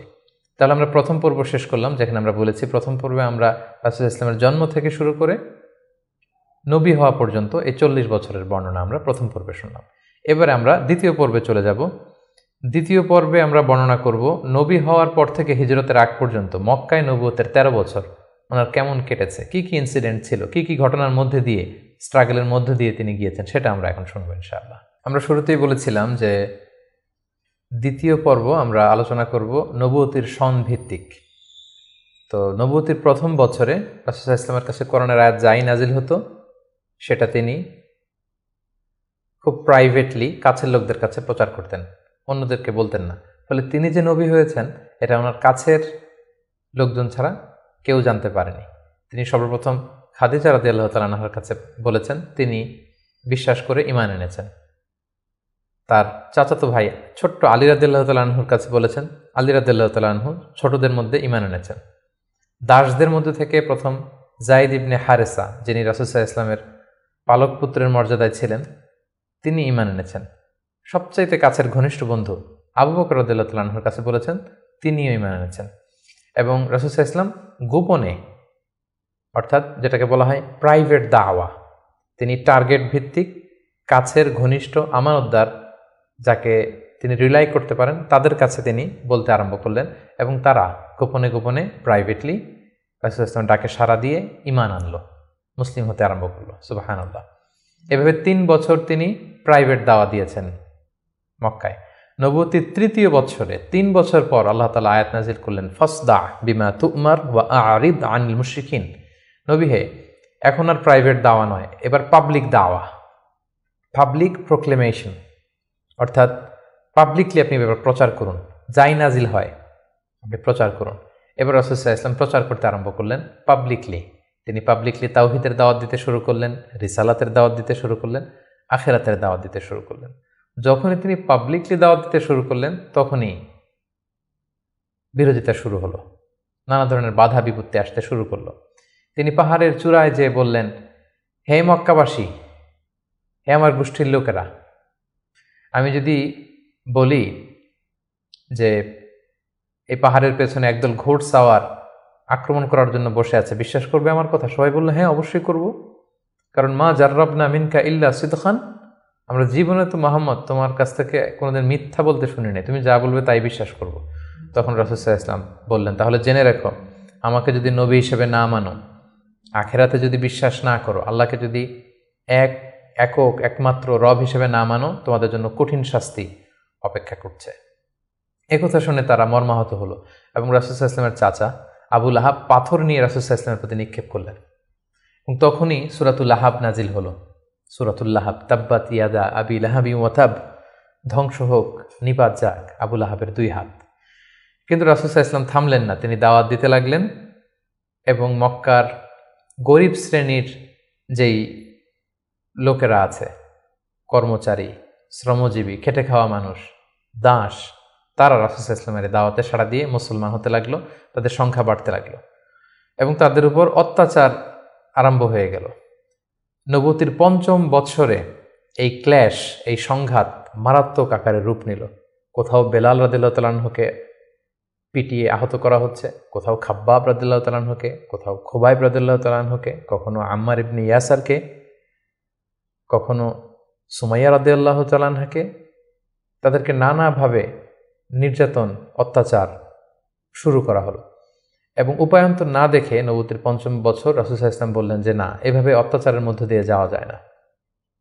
আমি শুনেছি যে নাজ্জাশীর বাদশাহ, ইথিওপিয়াতে হাবাসাতে একজন বাদশাহ আছে, ইমামুন আদিল, এ জাস্ট কিং, তার কাছে কেউ নাকি অত্যাচারিত হয় না, তোমরা সেখানে হিজরত করো। নবুয়তের ৫ম বৎসর একটা বিশাল সংখ্যক মুসলিম সাহাবি তারা আবিসিনিয়াতে হিজরত করলো।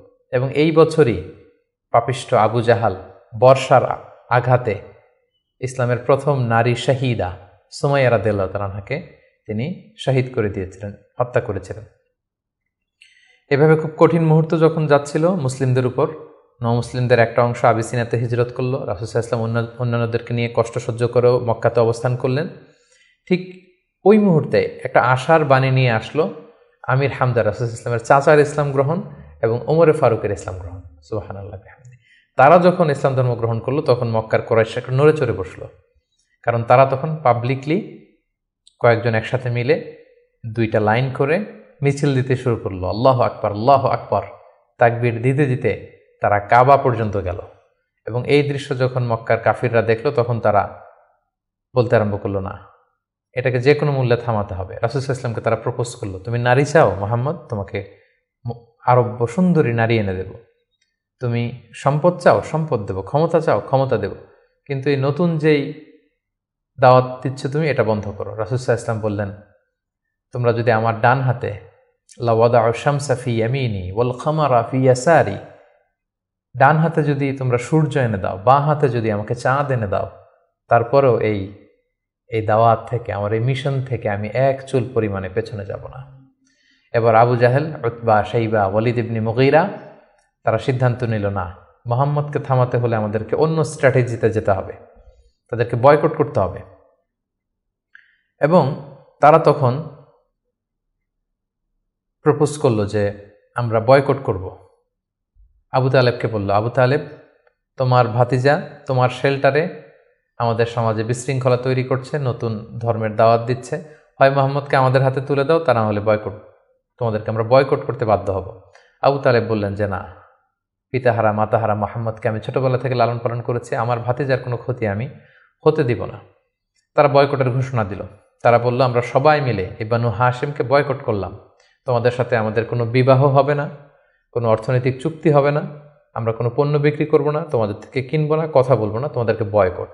3 বছর শিয়াবে আবি তালেবে রাসূল সাল্লাল্লাহু আলাইহি ওয়াসাল্লামের চাচা এবং মুসলিমরা এই বয়কটের মধ্যে ছিলেন। প্রথম বছর তারা ছাগল পালতো, যেহেতু ছাগল জবাই করে খেয়েছে। তারপরের বছর ছাগলের চামড়া, এবং অনেক সাহাবী ছাগলের চামড়া, গাছের ছাল খেয়ে বেহুশ হয়ে থাকতো, যেহেতু কোনো খাবার দাবারের ব্যবস্থা ছিল না।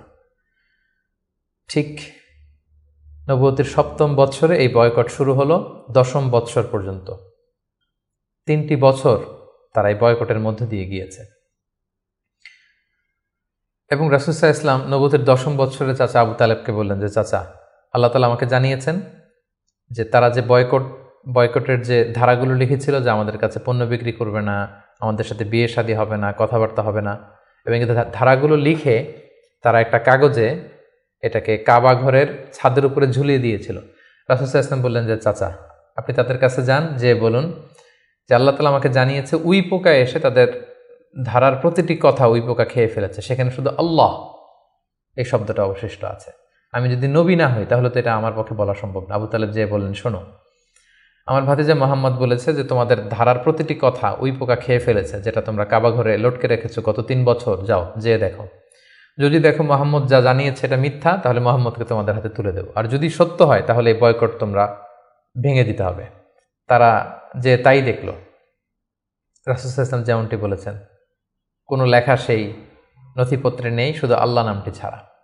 এটা দেখে তাদের কারো কারোর মধ্যে ভয় আসলো যে না, এতটা আমাদের আত্মীয়, এরা একই বংশের লোক, একই সমাজের লোক, এটা করা ঠিক হবে না। নবুয়তের 10ম বৎসর এই বয়কটকে তারা উঠিয়ে নিল।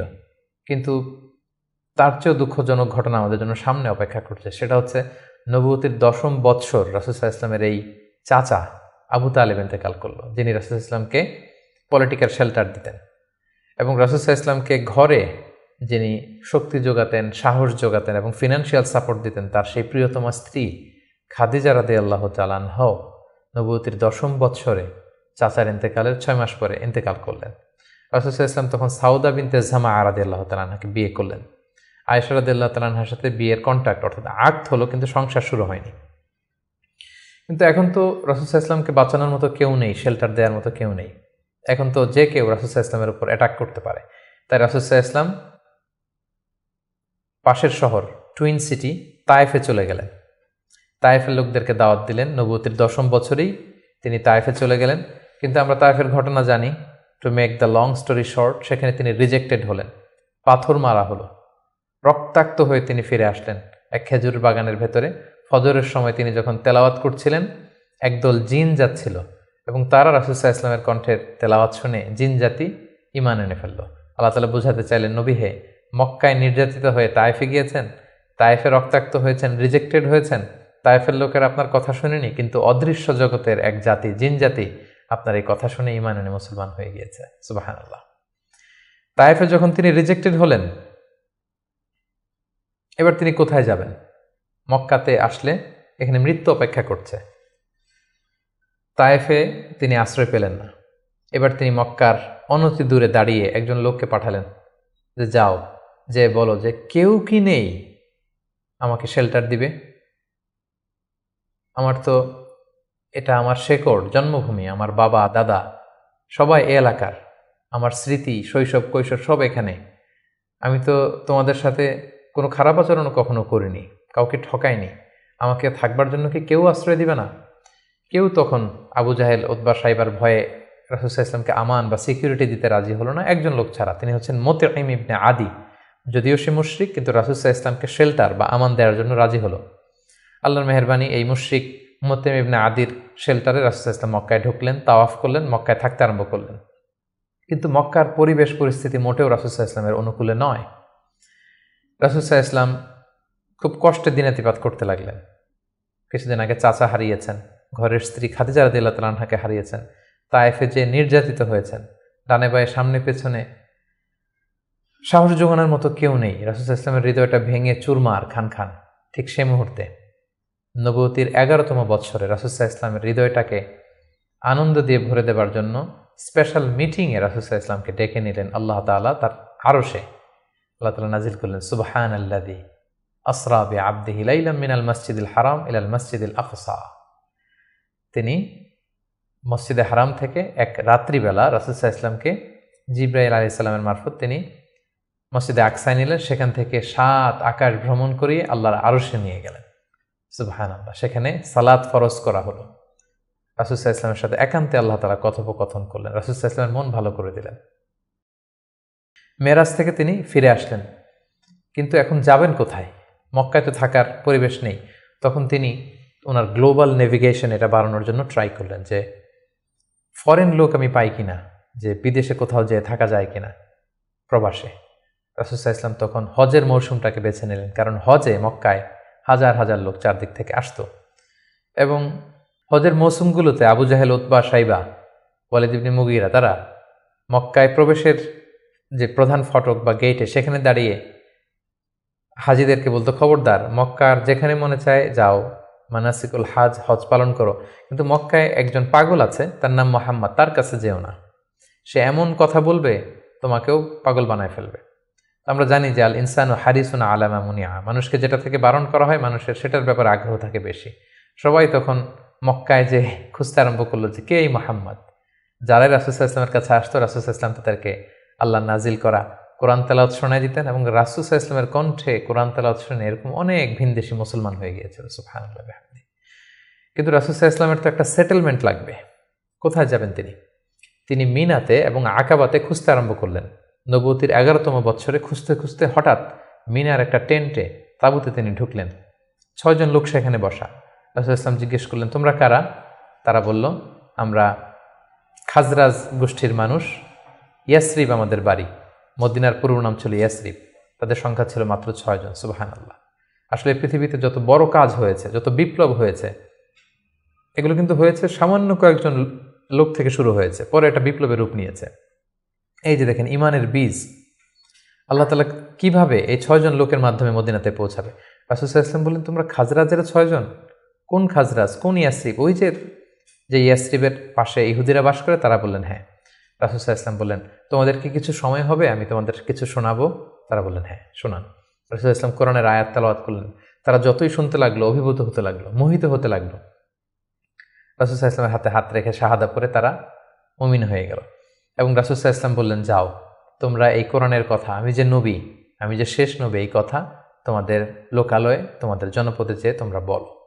এবং তারা যে ইয়াসরিবে ফিরে যেয়ে আরও 6 জনকে নিয়ে পরের বছর আসলো, নবুতির 12তম বৎসর।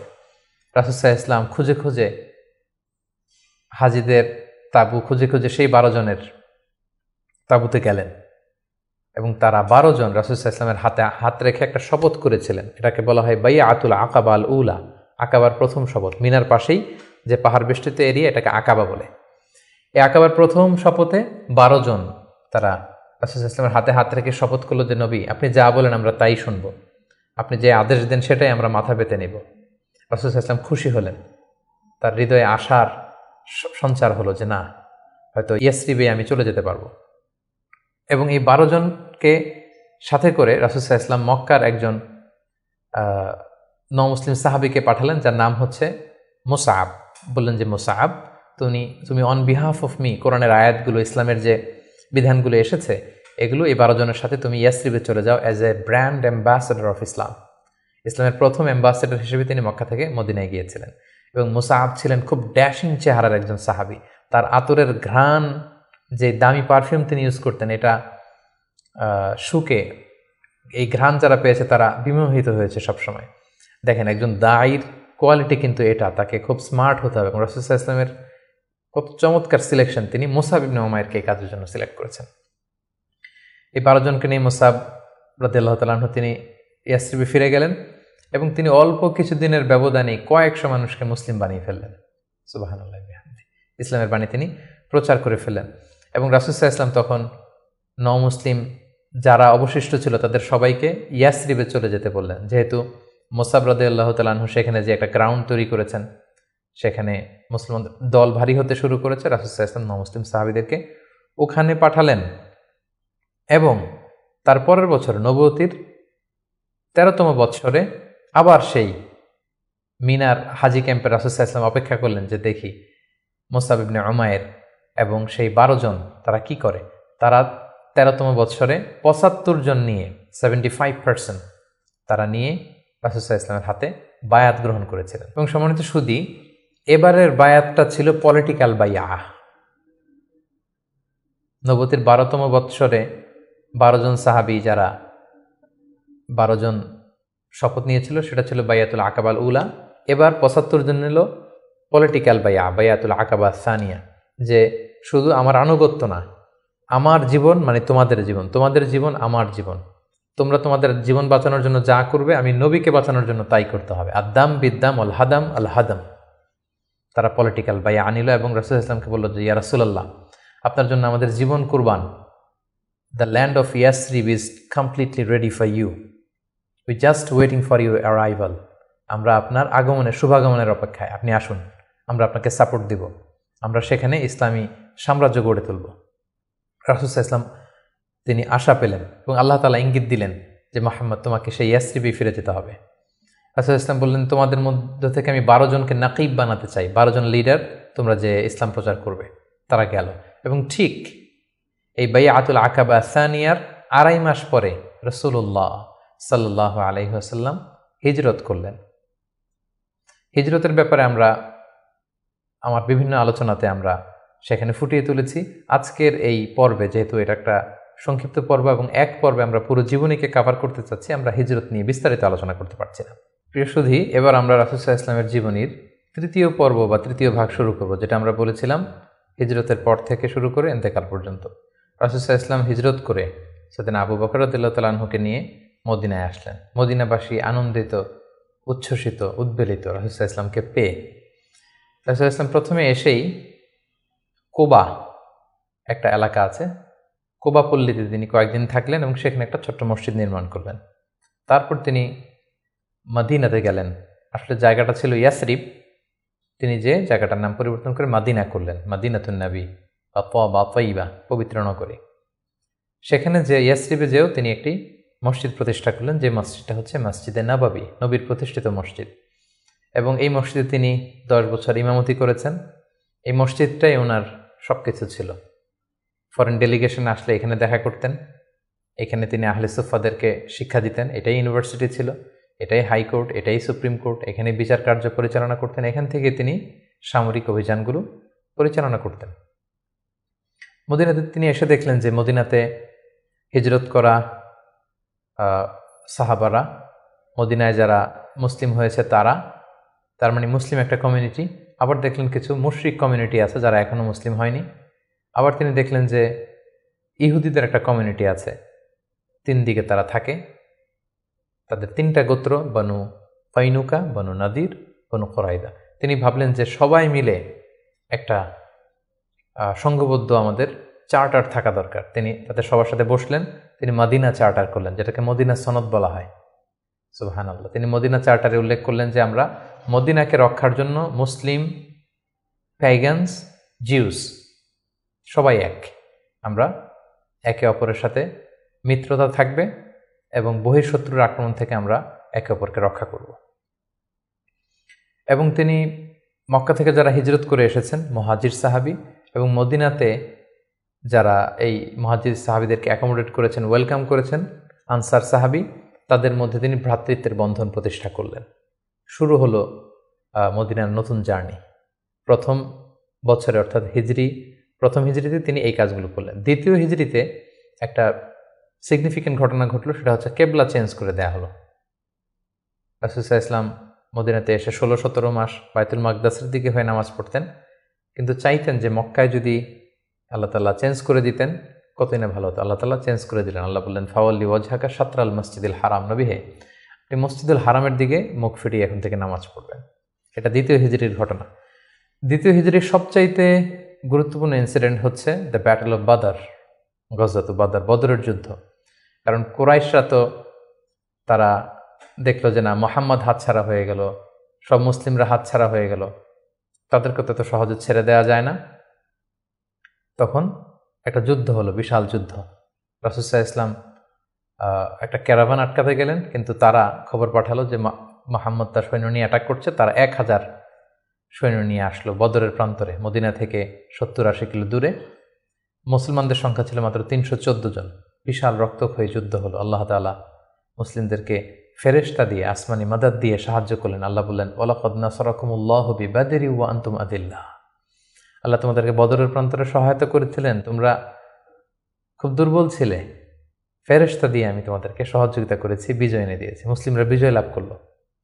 70 জন কুরাইশ নিহত হলো, 70 জন বন্দী হলো, মুসলমানরা জয়লাভ করলো। দ্বিতীয় হিজরির আরেকটা ইনসিডেন্ট হচ্ছে, আমি বলেছি যে 3টা জিউস ট্রাইব, ইহুদি গোত্র ছিল। এর মধ্যে একটা গোত্র কাইনুকা, তারা এক মুসলিম নারীকে তার শ্লীলতাহানি করে এবং তারা চুক্তি ভঙ্গ করে। পরে রাসূল সাল্লাল্লাহু আলাইহি ওয়াসাল্লাম তাদেরকে অবরোধ করলেন এবং মদিনা থেকে বের করে দিলেন, এক্সাইল দিলেন, নির্বাসন। কারণ কি ছিল? তারা চুক্তি ভঙ্গ করেছে। রাসূল সাল্লাল্লাহু আলাইহি ওয়াসাল্লাম কখনো আগ বাড়িয়ে কারোর সাথে বিরোধিতায় জড়াননি, শান্তি নষ্ট করেননি। তিনি মদিনায় যে একটা শান্তিময় সাম্রাজ্য গঠন করবার জন্য মদিনা চার্টার করেছেন, মদিনা সনদ আমরা যেটা বলেছি। কিন্তু সর্বপ্রথম এটা ভঙ্গ করলো কারা?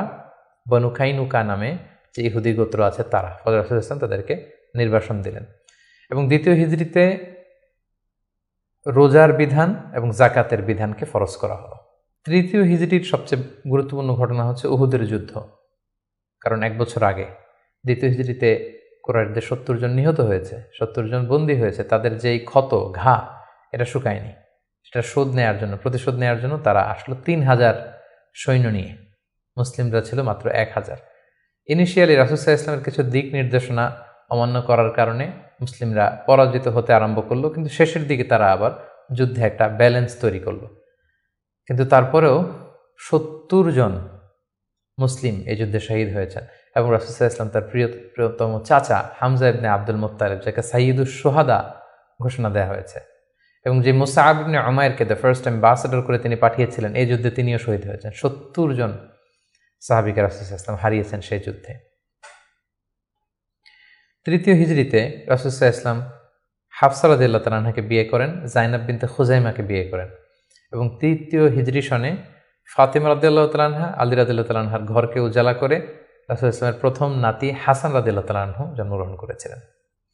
চতুর্থ হিজরির একটা মর্মান্তিক ঘটনা হচ্ছে বীরে মাউনার ঘটনা। নজদ থেকে কিছু লোক এসে রাসূল ইসলামকে বললেন, আপনি কিছু সাহাবাকে, কারি সাহাবাকে, হাফেজ সাহাবাদেরকে আমাদের সাথে পাঠান, তারা নজদে এসে আমাদেরকে ইসলাম শিখাবে। রাসূল ইসলাম ৭০ জন কারি সাহাবাকে বিশ্বাস করে পাঠিয়েছিলেন যে তাদেরকে নিয়ে যাও, তারা ইসলাম শিখাবে, কিন্তু তারা বিশ্বাসঘাতকতা করে এই সাহাবীদেরকে হত্যা করেছিল। এটা বীরে মাউনার ঘটনা। রাসূল ইসলাম অত্যন্ত মর্মাহত হয়েছিলেন। এবং চতুর্থ হিজরির আরেকটা ঘটনা হচ্ছে যে বনু নাদির, ইহুদিদের যে দ্বিতীয় গোষ্ঠী, বনু নাদিরকে রাসূল ইসলাম নির্বাসন দিয়েছিলেন, মদিনা থেকে বের করে দিয়েছিলেন। কারণ কি? একই ঘটনা, বিশ্বাসঘাতকতা, দ্য ট্রেচারি, বিশ্বাসঘাতকতার কারণে।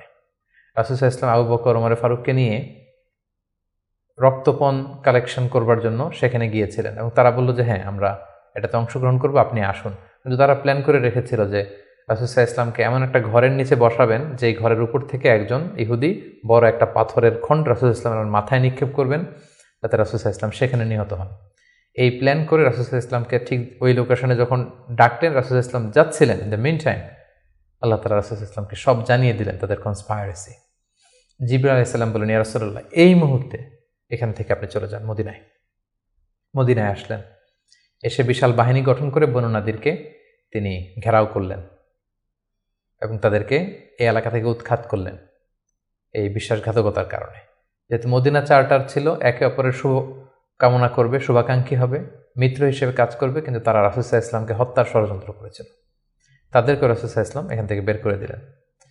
এবং চতুর্থ হিজরিতে মদকে আল্লাহ তাআলা হারাম ঘোষণা করলেন। এটা ছিল একটা গুরুত্বপূর্ণ ঘটনা। পঞ্চম হিজরিতে অনেকগুলো ঘটনা ঘটেছে, এর মধ্যে অন্যতম হচ্ছে বনু মুস্তালিকের যুদ্ধ হয়েছিল। তারা রাসূল সাল্লাল্লাহু আলাইহি ওয়াসাল্লামকে অতর্কিত আক্রমণ করতে চেয়েছিল, রাসূল সাল্লাল্লাহু আলাইহি ওয়াসাল্লাম আগেই তাদেরকে আক্রমণ করে এলাকা দখল করলেন। এবং সেখান থেকে ফিরে আসবার সময় ইফকের যে ঘটনা আমরা জানি, আম্মাজান আয়েশা রাদিয়াল্লাহু তাআলা আনহাকে অপবাদ দেয়া হয়েছিল। সফওয়ান ইবনে মুআত্তাল রাদিয়াল্লাহু তাআলা আনহুর সাথে তার অবৈধ সম্পর্ক আছে বলে মুনাফিকরা ছড়িয়ে দিয়েছিল, নাউযুবিল্লাহ। এবং আল্লাহ তাআলা আরশের উপর থেকে তিনি আম্মাজান আয়েশার পবিত্রতা ঘোষণা করেছেন। সুবহানাল্লাহি ওয়া বিহামদিহি। এই ঘটনা পঞ্চম হিজরিতে ঘটেছিল। এবং পঞ্চম হিজরির সবচেয়ে ভয়ানক ঘটনা হচ্ছে আহজাবের যুদ্ধ বা খন্দকের যুদ্ধ। ইহুদি দুইটা গোষ্ঠী তারা যখন মদিনা থেকে নির্বাসিত হলো তাদের বিশ্বাসঘাতকতার কারণে, তারা যে কুরাইশদের লিডারদেরকে ফুসলাতে লাগলো, গাতাফান গোত্রের লিডারদেরকে ফুসলাতে লাগলো, আরবদেরকে ফুসলাতে লাগলো যে মুহাম্মদ কিন্তু তার দলবল নিয়ে দিনকে দিন শক্তিশালী হচ্ছে, এখনই সময়। এবছর যদি আমরা তাকে অ্যাটাক করে পরাহত করতে না পারে, আমরা আটকাতে পারবো না। ফুসলাতে ফুসলাতে প্রভোগ করতে করতে তারা 10,000 সৈন্য জমা করলো, এবং তারা প্ল্যান করলো যে আমরা 10,000 অ্যাটাক করব। আর ইহুদিদের একটা গোত্র ছিল বনু কুরাইজা, তারা এখনো পর্যন্ত কোনো চুক্তি ভঙ্গ করেনি, ফলে আপ আনটিল দ্যাট টাইম তাদের সাথে রাসূল সাল্লাল্লাহু আলাইহি ওয়াসাল্লামের সুসম্পর্ক ছিল এক ধরনের। তারা প্ল্যান করলো কোনোভাবে আমরা ভেতর থেকে বিশ্বাসঘাতকতার জন্য বনু কুরাইজাকে আমরা বলবো। তারা সেটাই করলো, 10,000 সৈন্য মদিনাতে অ্যাটাক করলো। এখন রাসূল সাল্লাল্লাহু আলাইহি ওয়াসাল্লাম কী করবেন? এই ছোট্ট বাহিনী নিয়ে তো 10,000 শক্তিশালী বাহিনীকে সামলানো সম্ভব নয়। রাসূল সাল্লাল্লাহু আলাইহি ওয়াসাল্লাম মিটিং করলেন, কনসাল্ট করলেন। সালমান আল ফারিসি তিনি বললেন যে আমরা আমাদের পারস্যে যুদ্ধের অনেকগুলো মাধ্যমের একটা মাধ্যম হচ্ছে ট্রেঞ্চ খনন করি, পরিখা খনন করি। বিশাল মদিনার চারদিকে বিশাল গর্ত করে আমরা এমন পরিখা খনন করব, ফলে তারা মদিনাতে আসতেই পারবে না। আসতে হলে আগে মই দিয়ে নিচে নামতে হবে, তারপরে আবার মই দিয়ে উপরে উঠতে হবে। এই মুহূর্তে আমরা তীর মেরে তাদেরকে নাস্তানাবুদ করতে পারবো। রাসূল ইসলাম রাজি হলেন। কয়েক কিলোমিটার ব্যাপী মদিনার দুই দিকে এক পাশ থেকে আরেক পাশে বিশাল পরীক্ষা খনন করলেন সব সাহাবা। রাসূল ইসলাম নিজেও এই পরীক্ষা খননের কাজে অংশগ্রহণ করলেন। 10,000 সৈন্যবাহিনী আসলো। তারা ভেতর থেকে বনু কুরাইজাকে বিশ্বাসঘাতকতার জন্য উদ্বুদ্ধ করলো, তারা রাজি হচ্ছিল না, অবশেষে রাজি হলো। রাসূল ইসলাম আল্লাহ সাহায্য চাইলেন যে আল্লাহ, ভেতর থেকে যদি বনু কুরাইজা বিশ্বাসঘাতকতা করে অ্যাটাক করে, বাইরে থেকে ওরা যদি আসে, আমরা তো শেষ হয়ে যাব।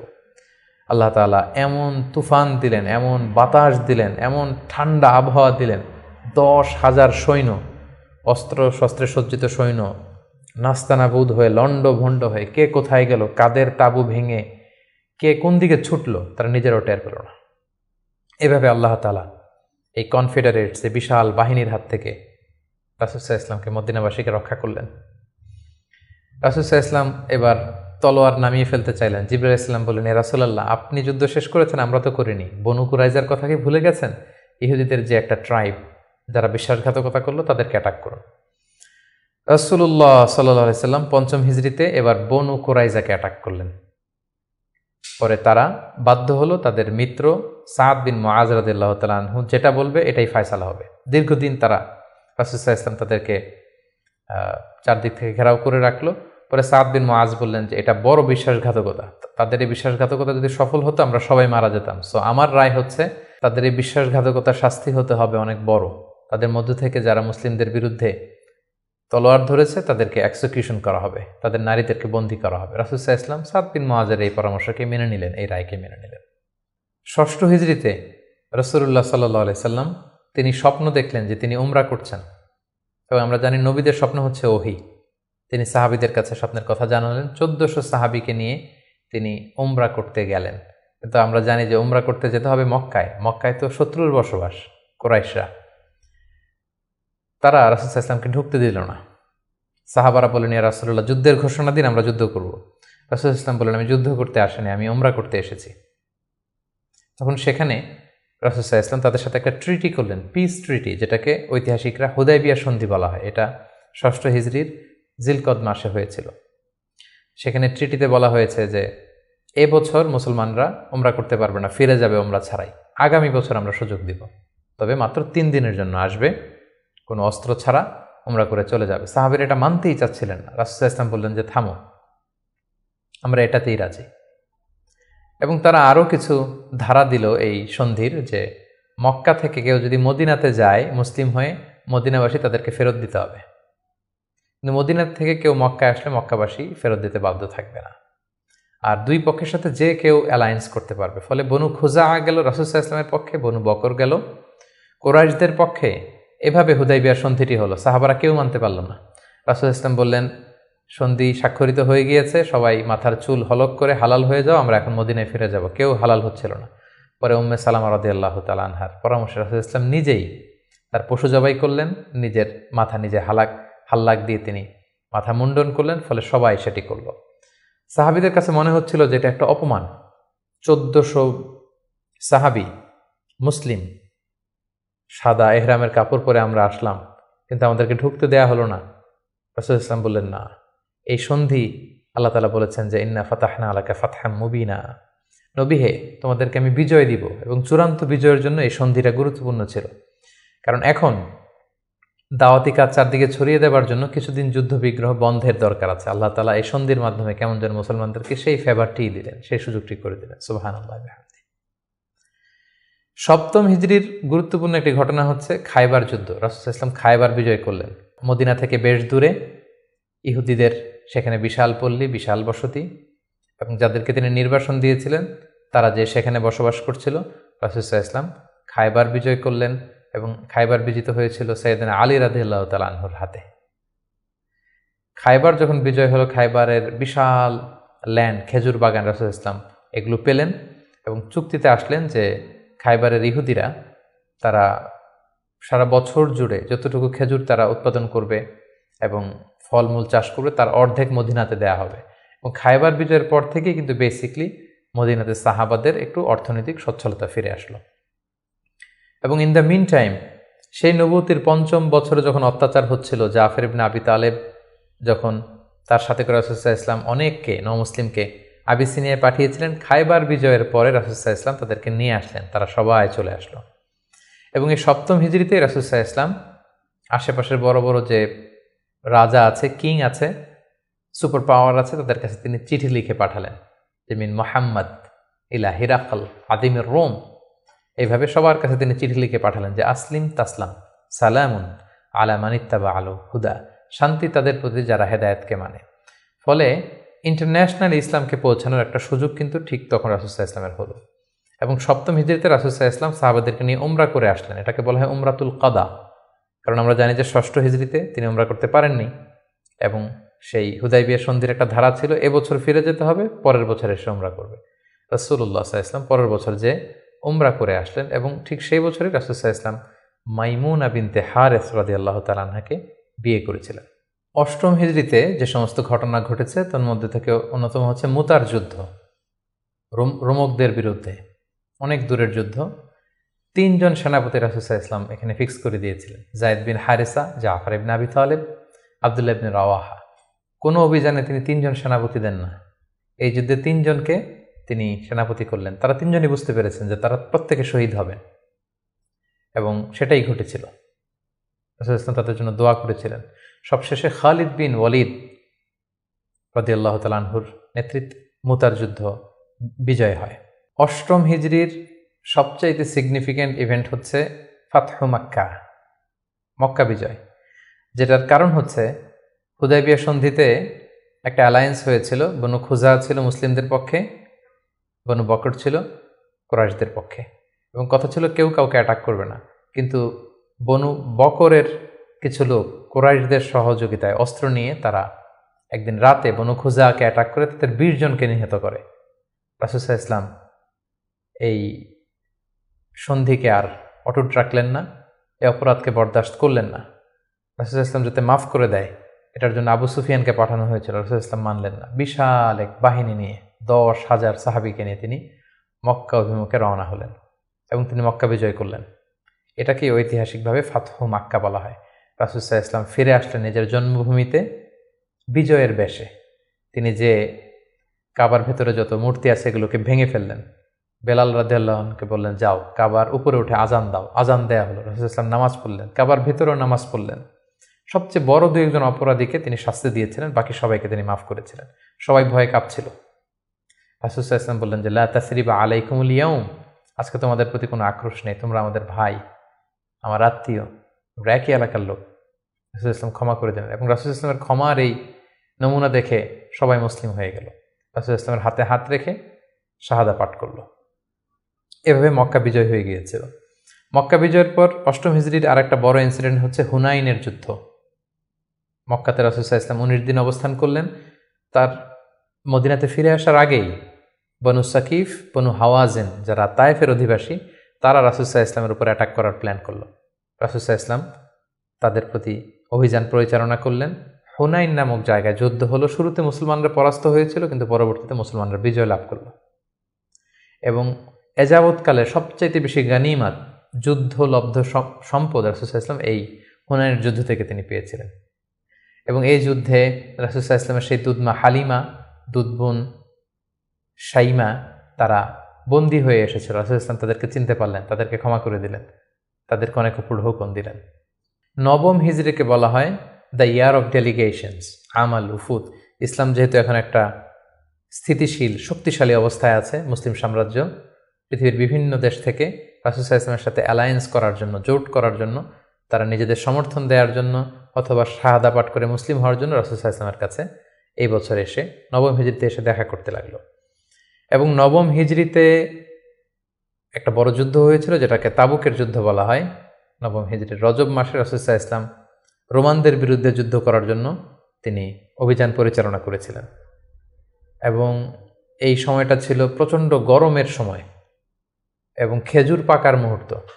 ফসল পেকেছে, ফসল কেটে ঘরে উঠাতে হবে, প্রচণ্ড গরম, সফরের দূরত্ব অনেক বেশি।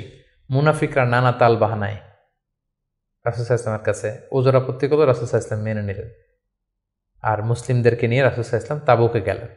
তাবুকে যে রাসূল সাল্লাল্লাহু আলাইহি ওয়াসাল্লাম সেখানে 20 দিন অবস্থান করলেন। আসলে সেখানে কোনো যুদ্ধ হয়নি, মুমিনদের ইমানি পরীক্ষার জন্য আল্লাহ তাআলা সর্বশেষ পরীক্ষাটা করলেন। মুসলিমদের এই বিশাল বাহিনী দেখে রোমান সাম্রাজ্যের সৈনিকেরা তারা যুদ্ধ করতে অস্বীকৃতি জানালো।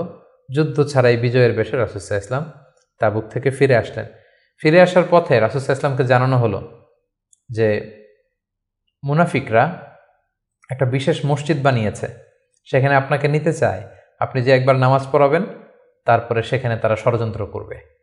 তাই তাদের ষড়যন্ত্রের মূলোৎপাটনের জন্য আপনি মদিনাতে ফেরার আগেই এই মসজিদকে জ্বালিয়ে দিবেন। আল্লাহ তাআলার অর্ডার। এই মসজিদের নাম হচ্ছে মসজিদে দিরার। মুমিনদের মধ্যে ডিভাইডেশন, ক্ষতি এবং সমাজের মধ্যে ক্যাওস সৃষ্টি করার জন্য, মুসলিমদের মধ্যে ঐক্যের মধ্যে ভাঙন তৈরি করবার জন্য তারা এই মসজিদ তৈরি করেছে। রাসূল সাল্লাল্লাহু আলাইহি ওয়াসাল্লাম পাঠালেন সাহাবীদেরকে, এই মসজিদকে জ্বালিয়ে দেয়া হলো। এবং এই নবম হিজরিতেই তায়েফের বনু সাকিব গোত্র এসে ইসলাম ধর্ম গ্রহণ করলো এবং রাসূলুল্লাহ সাল্লাল্লাহু আলাইহি ওয়াসাল্লাম নবম হিজরিতে আবু বকর রাদিয়াল্লাহু তাআলা আনহুকে হজের আমির বানিয়ে হজে পাঠালেন। বললেন যে, আবু বকর যাও, তুমি যে এবার হজের লিডিং তুমি দিবে, আর বলে আসবে যে আগামী বছর 10ম হিজরিতে আমি নবী হজে যাব। এবং বলে দিয়ে আসবে যে আগামী বছর থেকে কোনো মুশরিক আর হজ করতে পারবে না। রাসূল সাল্লাল্লাহু আলাইহি ওয়াসাল্লামের নির্দেশনা পেয়ে নবম হিজরিতে আবু বকর রাদিয়াল্লাহু তাআলা আনহু তিনি হজ পরিচালনার জন্য গেলেন এবং যাওয়ার পথে পথিমধ্যে সকল আরব গোত্রগুলোকে তিনি জানিয়ে দিলেন যে আগামী বছর কিন্তু নবী হজে আসবে, ফলে কোনো মুশরিক আর আগামী বছর থেকে হজের সুযোগ পাবে না। এবং এই নবম হিজরিতে রাসূল সাল্লাল্লাহু আলাইহি ওয়াসাল্লাম জাজিরাতুল আরবের বিভিন্ন এলাকায় ইসলামের দাওয়াত পৌঁছানোর জন্য বিভিন্ন সাহাবাদেরকে দায়িত্ব দিয়ে দাঈ ইলাল্লাহ হিসেবে পাঠিয়েছেন। এবং ঠিক তখনই আল্লাহ তাআলা আয়াত নাজিল করলেন, ওয়ারাআইতান নাসা ইয়াদখুলুনা ফি দীনিল্লাহি আফওয়াজা। অর্থাৎ হে নবী, আপনি দেখবেন দলে দলে জাজিরাতুল আরবে লোকজন ইসলামের ছায়াতলে চলে আসছে। এবং সেটাই হলো, দলে দলে লোকজন ইসলাম ধর্ম গ্রহণ করতে লাগলো। 10ম হিজরিতে রাসূল সাল্লাল্লাহু আলাইহি ওয়াসাল্লাম মুআয ইবনে জাবালকে আলী রাদিয়াল্লাহু তাআলা আনহুকে ইয়ামানে পাঠালেন, খালিদ বিন ওয়ালিদকে নাজরানে পাঠালেন এবং 10ম হিজরিতে রাসূল সাল্লাল্লাহু আলাইহি ওয়াসাল্লাম হজে বের হলেন। প্রায় লক্ষাধিক সাহাবাকে নিয়ে তিনি হজের জন্য গেলেন। সহিহ মুসলিমের বর্ণনা, জাবের রাদিয়াল্লাহু তাআলা আনহু বলেন, মদিনা থেকে জুলহুলাইফা থেকে ইহরাম বেঁধে রাসূল সাল্লাল্লাহু আলাইহি ওয়াসাল্লাম যখন বেরোলেন, আমি তাকিয়ে দেখি ডানে হাজার হাজার সাহাবী, বায়ে হাজার হাজার সাহাবী, সামনে পেছনে হাজার হাজার মানুষ। যেখান দিয়ে যাচ্ছে লোকজন রাসূল সাল্লাল্লাহু আলাইহি ওয়াসাল্লামের কাফেলার সাথে হজের জন্য যুক্ত হচ্ছে। রাসূল সাল্লাল্লাহু আলাইহি ওয়াসাল্লামের এই হজটাকে বিদায় হজ বলা হয়। এবং এই বিদায় হজে তিনি একটা ঐতিহাসিক ভাষণ দিয়েছিলেন, যেটাকে বিদায় হজের ভাষণ বলা হয়। দিনটা ছিল জুমাবার। রাসূল সাল্লাল্লাহু আলাইহি ওয়াসাল্লাম তিনি আরাফার ময়দানে জিলহজ মাসের 9 তারিখে ঐতিহাসিক ভাষণ দিয়েছিলেন, এই বিদায় হজের ভাষণ, যেখানে তিনি জাহিলিয়াতকে কবর দিয়েছিলেন। জাহিলিয়াতের সবকিছু তিনি সেদিন ড্যামলিশ করেছিলেন। সুদকে তিনি পায়ের নিচে স্থান দিয়েছিলেন এবং সেখানে তিনি মানবতার কথা বলেছেন, উইমেন রাইটসের কথা বলেছেন, নারী অধিকারের কথা, শ্রমিকদেরকে নিয়ে তিনি সেদিন কথা বলেছেন, সেখানে ভ্রাতৃত্বের কথা তিনি বলেছেন, সেখানে শিরকের বিরুদ্ধে তিনি আওয়াজ তুলেছেন। সেই ঐতিহাসিক বিদায় হজের ভাষণে তিনি মানুষদেরকে কল্যাণের পথে আহ্বান করেছেন এবং তিনি বলেছেন আমিরের আনুগত্যের কথা। এভাবে তিনি সেই ঐতিহাসিক ভাষণটি দিয়েছিলেন এবং সবশেষে তিনি বলেছিলেন যে, তোমাদের মাঝে আমি 2টি জিনিস রেখে গেলাম। ইঙ্গিত দিচ্ছিলেন যে আমার সময় শেষ হয়ে এসেছে, তোমাদের মাঝে 2টি জিনিস, I have left behind 2 things to you, 2টা জিনিস রেখে গেলাম। এই 2টাকে তোমরা যদি আঁকড়ে ধরো, তোমরা কখনো পথভ্রষ্ট হবে না। একটা হচ্ছে কিতাব আল্লাহ, আল্লাহর কিতাব, আর আরেকটা হচ্ছে সুন্নাতা রাসূলিহি, রাসূলের সুন্নাত। এই 2টাকে যারা আঁকড়ে ধরবে তারা কখনো পথভ্রষ্ট হবে না। এবং সেদিন ইসলামকে পরিপূর্ণ করে দেয়া হলো। আয়াত নাজিল হলো, আল ইয়াউমা আকমালতু লাকুম দীনাকুম ওয়া আতমামতু আলাইকুম নি'মাতি ওয়া রাদিতু লাকুমুল ইসলাম দীনা। হে নবী, আজকে তোমাদের জন্য দিনকে আমি পরিপূর্ণ করলাম, তোমার প্রতি আমার নেয়ামতের বাড়িধারাকে পরিপূর্ণ করলাম এবং ইসলামকে তোমাদের জন্য দিন হিসেবে দিয়ে আমি আল্লাহ সন্তুষ্ট হলাম। এটাই ছিল রাসূল সাল্লাল্লাহু আলাইহি ওয়াসাল্লামের সেই ঐতিহাসিক বিদায় হজের ভাষণ এবং সেটি ঘটেছিল 10ম হিজরিতে। হজ শেষ করে রাসূল সাল্লাল্লাহু আলাইহি ওয়াসাল্লাম মদিনাতে এসে তিনি রোমানদের বিরুদ্ধে যুদ্ধের জন্য রাসূল সাল্লাল্লাহু আলাইহি ওয়াসাল্লামের একজন প্রিয় সাহাবী উসামা বিন যায়েদ রাদিয়াল্লাহু তাআলা আনহুকে নেতা করে পাঠিয়েছিলেন। কিন্তু তিনি যেতে পারেননি। মদিনা থেকে বের হওয়ার কিছুদিন পরই তিনি শুনতে পেলেন যে রাসূল সাল্লাল্লাহু আলাইহি ওয়াসাল্লাম অসুস্থ। 11 হিজরির কথা। রাসূল সাল্লাল্লাহু আলাইহি ওয়াসাল্লাম অত্যন্ত অসুস্থ হয়ে পড়লেন এবং সেই অসুস্থতা থেকে তিনি আর সুস্থ হয়ে উঠলেন না এবং সেই অসুস্থতার কারণে রাসূল সাল্লাল্লাহু আলাইহি ওয়াসাল্লাম ইন্তেকাল করলেন। হিজরি 11 সনে রবিউল আউয়াল মাসের 12 তারিখ সোমবার রাসূলুল্লাহ সাল্লাল্লাহু আলাইহি ওয়াসাল্লাম এই পৃথিবী থেকে বিদায় নিলেন এবং তিনি আম্মা জান আয়েশা রাদিয়াল্লাহু তাআলা আনহার কোলের মধ্যে মাথা রেখে আম্মাজান আয়েশা রাদিয়াল্লাহু তাআলা আনহার ঘরের ভেতরে তিনি ইন্তেকাল করেছিলেন। ইন্তেকালের আগে তিনি বারবার বেহুশ হয়ে যাচ্ছিলেন এবং পানি আনতে বলছিলেন। পানির মধ্যে হাত ঢুকিয়ে তিনি চেহারার মধ্যে পানি লাগাচ্ছিলেন আর বলছিলেন, ইন্না লিল মাউতি লা সাকারাত, হায়রে মৃত্যুর এতই যন্ত্রণা, মৃত্যুর এত কষ্ট। রাসূল সাল্লাল্লাহু আলাইহি ওয়াসাল্লাম আম্মাজান আয়েশা রাদিয়াল্লাহু তাআলা আনহার হাতে মেসওয়াক দেখে, তার শ্যালক যখন মেসওয়াক করছিল তিনি সেখানে ফেল করে তাকিয়েছিলেন। আম্মাজান আয়েশা বুঝতে পেরেছিলেন যে তিনি মেসওয়াক করবেন। তিনি নিজ হাতে মেসওয়াকটি নিয়ে চিবিয়ে নরম করে রাসূল সাল্লাল্লাহু আলাইহি ওয়াসাল্লামের মুখে দিয়েছিলেন। তিনি ইন্তেকালের আগে মেসওয়াক করেছিলেন এবং তিনি ইন্তেকালের আগে বলেছিলেন, আসসালাত আসসালাত, উম্মতেরা নামাজ নামাজ, নামাজকে তোমরা ভুলে যেও না। ওমা মালাকাত আইমানুকুম, এবং তোমাদের কর্মচারীদের প্রতি, শ্রমিকদের প্রতি তোমরা অবিচার করো না। এই কথাগুলো বলে তিনি সর্বশেষ যে বাক্যটি উচ্চারণ করেছিলেন সেটি হচ্ছে, মা আল্লাযীনা আনআমা আল্লাহু আলাইহিম মিনান নাবিয়্যিন ওয়াস-সিদ্দীকিন ওয়াশ-শুহাদাই ওয়াস-সালিহিন, অর্থাৎ হে আল্লাহ, নবী, সিদ্দিক, শুহাদা, সালেহ তাদের সাথে যেন আমি থাকি। আল্লাহুম্মা ইলা রাফিকিল আ'লা, আমি আমার প্রিয়তম বন্ধু আল্লাহ তাআলার কাছে ফিরে যাই। এই কথা বলেই তিনি নিস্তব্ধ হয়ে গিয়েছেন এবং গোটা উম্মাকে দুঃখের সাগরে ভাসিয়ে খাতামুন নবিয়্যিন সাইয়্যিদুল মুরসালিন রাহমাতাল লিল আলামিন তিনি তার শেষ নিঃশ্বাস ত্যাগ করেন। এবং নবীরা যেখানে মারা যায় সেই জায়গাটি পবিত্র। নবীরা যেখানে ইন্তেকাল করেন সেখানেই তাদেরকে কবরস্থ করা হয়। রাসূল সাল্লাল্লাহু আলাইহি ওয়াসাল্লামকে আম্মাজান আয়েশা রাদিয়াল্লাহু তাআলা আনহার ঘরেই কবরস্থ করা হয়েছে এবং আজও মসজিদে নববীর পাশে সবুজ মিম্বারের নিচে পেয়ারা নবী আল্লাহর হাবিব সাল্লাল্লাহু আলাইহি ওয়াসাল্লাম মাহমুদুর রাসূলুল্লাহ সাল্লাল্লাহু আলাইহি সাল্লাম সেখানে শায়িত আছেন। সম্মানিত সুধী, এ পর্যায়ে আমরা খুব সংক্ষিপ্ত পরিসরে রাসূল সাল্লাল্লাহু আলাইহি ওয়াসাল্লামের জীবনী থেকে আমরা কিছু লাইফ লেসন নিয়ে আসবো যে আমরা কি শিখতে পারি রাসূল সাল্লাল্লাহু আলাইহি ওয়াসাল্লামের জীবনী থেকে। প্রথম যেই লেসনটা আমরা উল্লেখ করতে চাই সেটা হচ্ছে, রাসূল সাল্লাল্লাহু আলাইহি ওয়াসাল্লাম খুব বড় মনের মানসিকতার অধিকারী ছিলেন, বড় হৃদয়ের অধিকারী ছিলেন। তিনি সবার জন্য ছিলেন। He use to think beyond the narrow borders. তিনি বড় হৃদয়ের অধিকারী ছিলেন, কখনো ন্যারো মাইন্ডেড ছিলেন না। উনি সবাইকে অ্যাকোমোডেট করতে চাইতেন। এজন্য আল্লাহ তাআলা বলেছেন যে, ওমা আরসালনাকা ইল্লা রাহমাতাল লিল আলামিন, হে নবী, আপনাকে আমি গোটা বিশ্ববাসীর জন্য রহমত করে প্রেরণ করেছি। তিনি শুধু আমাদের জন্য রহমত নন, মুসলিমদের জন্য রহমত নন, শুধু মুসল্লিদের জন্য রহমত নন, তিনি আলামিন, বিশ্ববাসীর জন্য রহমত। He is for all and his teaching is for all. রাসূল সাল্লাল্লাহু আলাইহি ওয়াসাল্লামের শিক্ষা, দিক নির্দেশনা, তার দেয়া হেদায়েত, এগুলো সবার জন্য। এটা আমরা জানতে পারলাম। দ্বিতীয় যে শিক্ষাটা আমরা পাই সেটা হচ্ছে, রাসূল সাল্লাল্লাহু আলাইহি ওয়াসাল্লাম সবসময় সংঘবদ্ধ জীবনযাপন করেছেন। আমরা যদি দেখি, মক্কাতে সংঘবদ্ধ, মদিনাতে সংঘবদ্ধ, যেখানে তিনি ছিলেন সংঘবদ্ধ ছিলেন। এবং আমরা যেন ইউনাইটেড থাকি, কোরআনের শিক্ষাটা তিনি বারবার বলেছেন, ওয়ালা তাফাররাকু, তোমরা বিচ্ছিন্ন হয়ো না, তোমরা আলাদা হয়ে জীবনযাপন করো না, বরং তোমরা সংঘবদ্ধ জীবনযাপন করো। রাসূল সাল্লাল্লাহু আলাইহি ওয়াসাল্লামের জীবনী থেকে আমরা এই শিক্ষাটাও পাই। 3 নম্বর যে শিক্ষাটি আমরা পাই রাসূল সাল্লাল্লাহু আলাইহি ওয়াসাল্লামের জীবনী থেকে সেটা হচ্ছে, তিনি পিস লাভার ছিলেন, শান্তিকামী। কখনো সংঘাতে সহজে বিরোধে জড়াতে চাইতেন না, সবসময় শান্তি প্রতিষ্ঠায় তিনি অগ্রগামী ছিলেন। আমরা যদি দেখি যে কুরাইশদের সাথেও কিন্তু তিনি পিস ট্রিটি করেছেন, শান্তি চুক্তি। সাহাবারা রাজি হচ্ছিলেন না, কিন্তু তিনি করেছেন। মদিনায় এসে তিনি মদিনা চার্টার করেছেন, মদিনা সনদ করেছেন, ইহুদিদের সাথে একসাথে থেকেছেন, থাকতে চেয়েছেন, কিন্তু মদিনা সনদ ভঙ্গ হয়েছে যখন তারা বিশ্বাসঘাতকতা করেছে। তার মানে তিনি সবসময় শান্তির পক্ষে ছিলেন, শান্তিকামী তিনি ছিলেন। সো আমরা যারা নবীজির উম্মত বলে নিজেদেরকে দাবি করি, আমরা যেন সবসময় শান্তিকামী হই, আমরা যেন শান্তির পক্ষে থাকি, এটা আমাদের জন্য শিক্ষা। 4 নম্বর যে শিক্ষাটি আমরা পাই সেটা হচ্ছে, he was the flag bearer of justice. তিনি সবসময় ন্যায় বিচারের পক্ষে ছিলেন, ন্যায়ের পতাকাবাহী ছিলেন, ন্যায় বিচারের পতাকাবাহী। সবসময় ন্যায় যেখানে, সত্য যেখানে, ইনসাফ যেখানে, জাস্টিস যেখানে, তিনি সেখানে। তার প্রমাণ আমরা দেখি, 20 বছর বয়সে তিনি যখন যুবক, তখন তিনি হেলফুল ফুজুল নামে যুব সংঘ করেছেন। উদ্দেশ্য কী ছিল? যে মাআল মাজলুম দিদ্দাল জালেম, আমরা সবসময় মাজলুমের পক্ষে থাকবো, জালেমের বিরুদ্ধে।